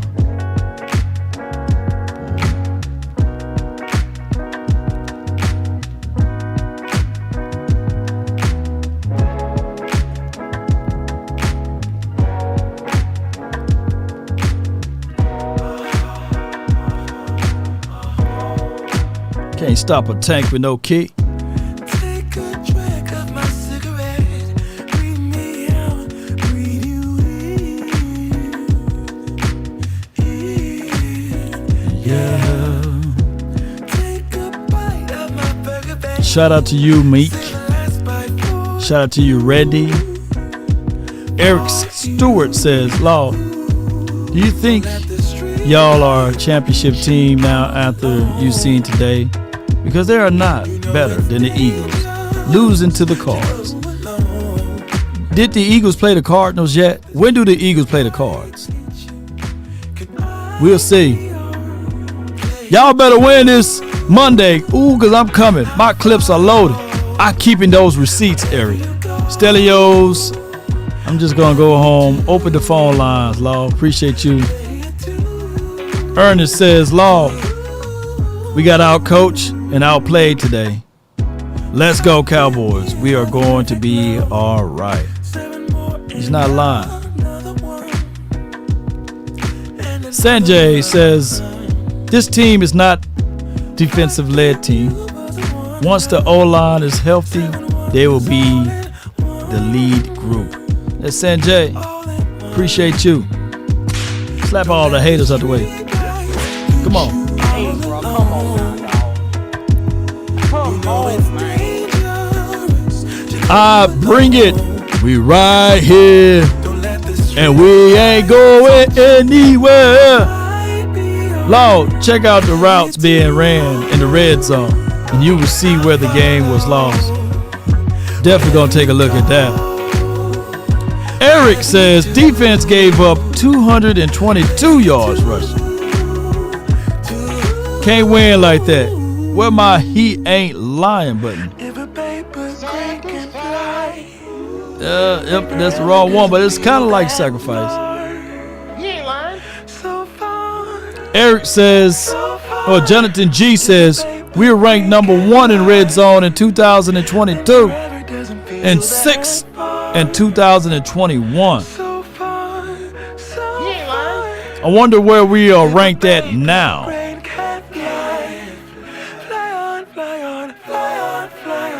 My God, Bad. Is that Bad?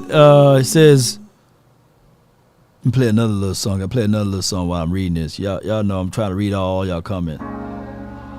Bad says, why are you cheerleading for Dak? Is he paying you?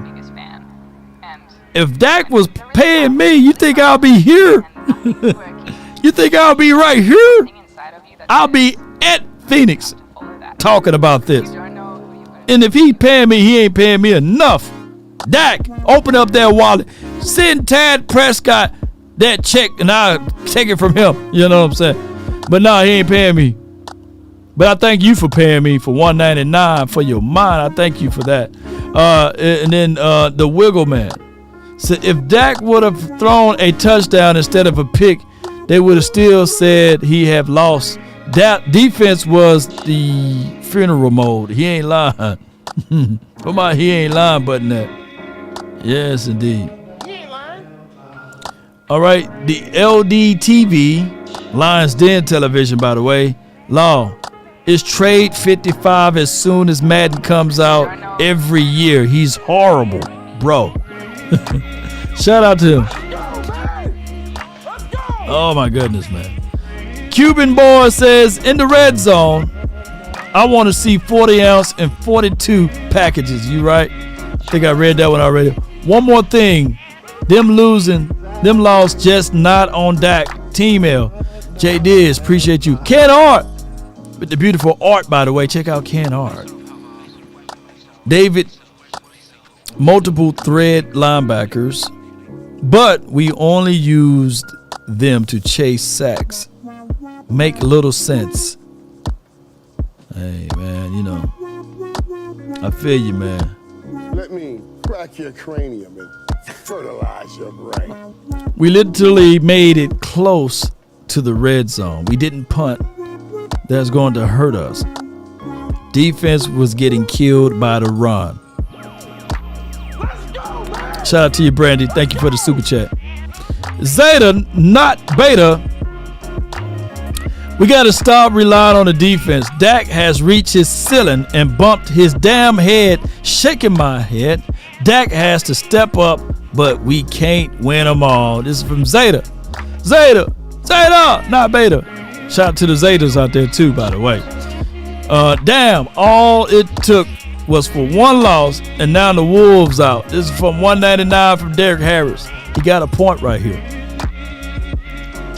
It is just not Dak. The D didn't play well. You're right. Shout out to Too Cool for the $10 super chat. Appreciate you, my dog.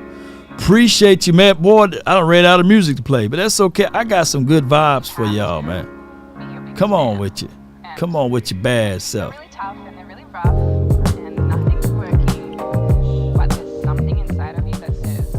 Come on.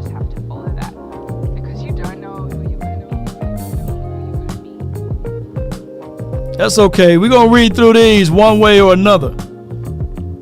Salute. Smooth with it, baby. Grab you a glass of wine. It'll feel better. If you can't stop Arizona, what are we going to do against Sandra? Who is Sandra? This is from Keith Murphy. Let me know who Sandra is. Let me know.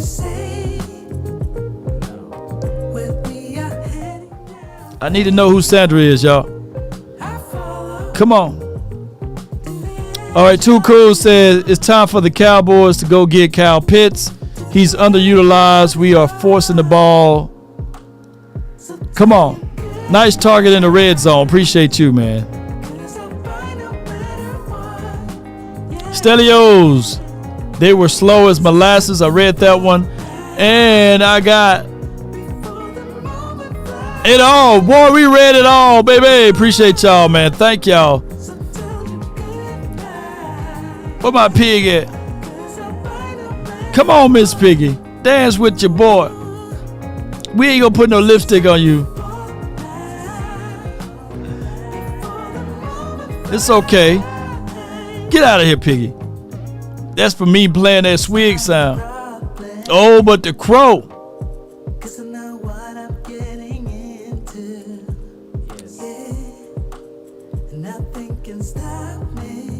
That red zone can stop you. Cause I'm addicted to what you and I realize.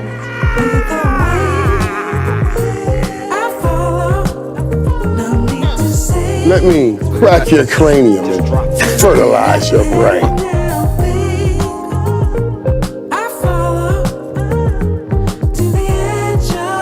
To the edge of it all, baby. So tell you good night. Cause I'll find no better one. Yeah. Susceptible.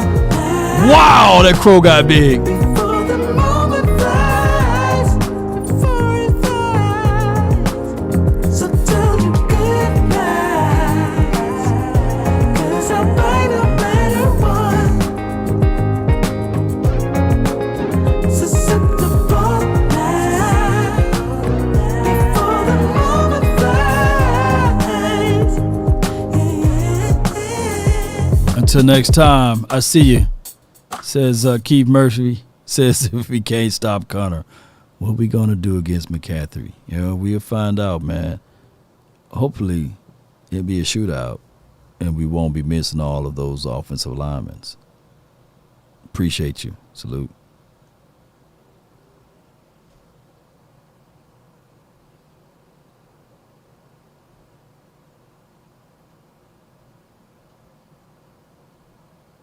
Sacrifice, don't give up the fight.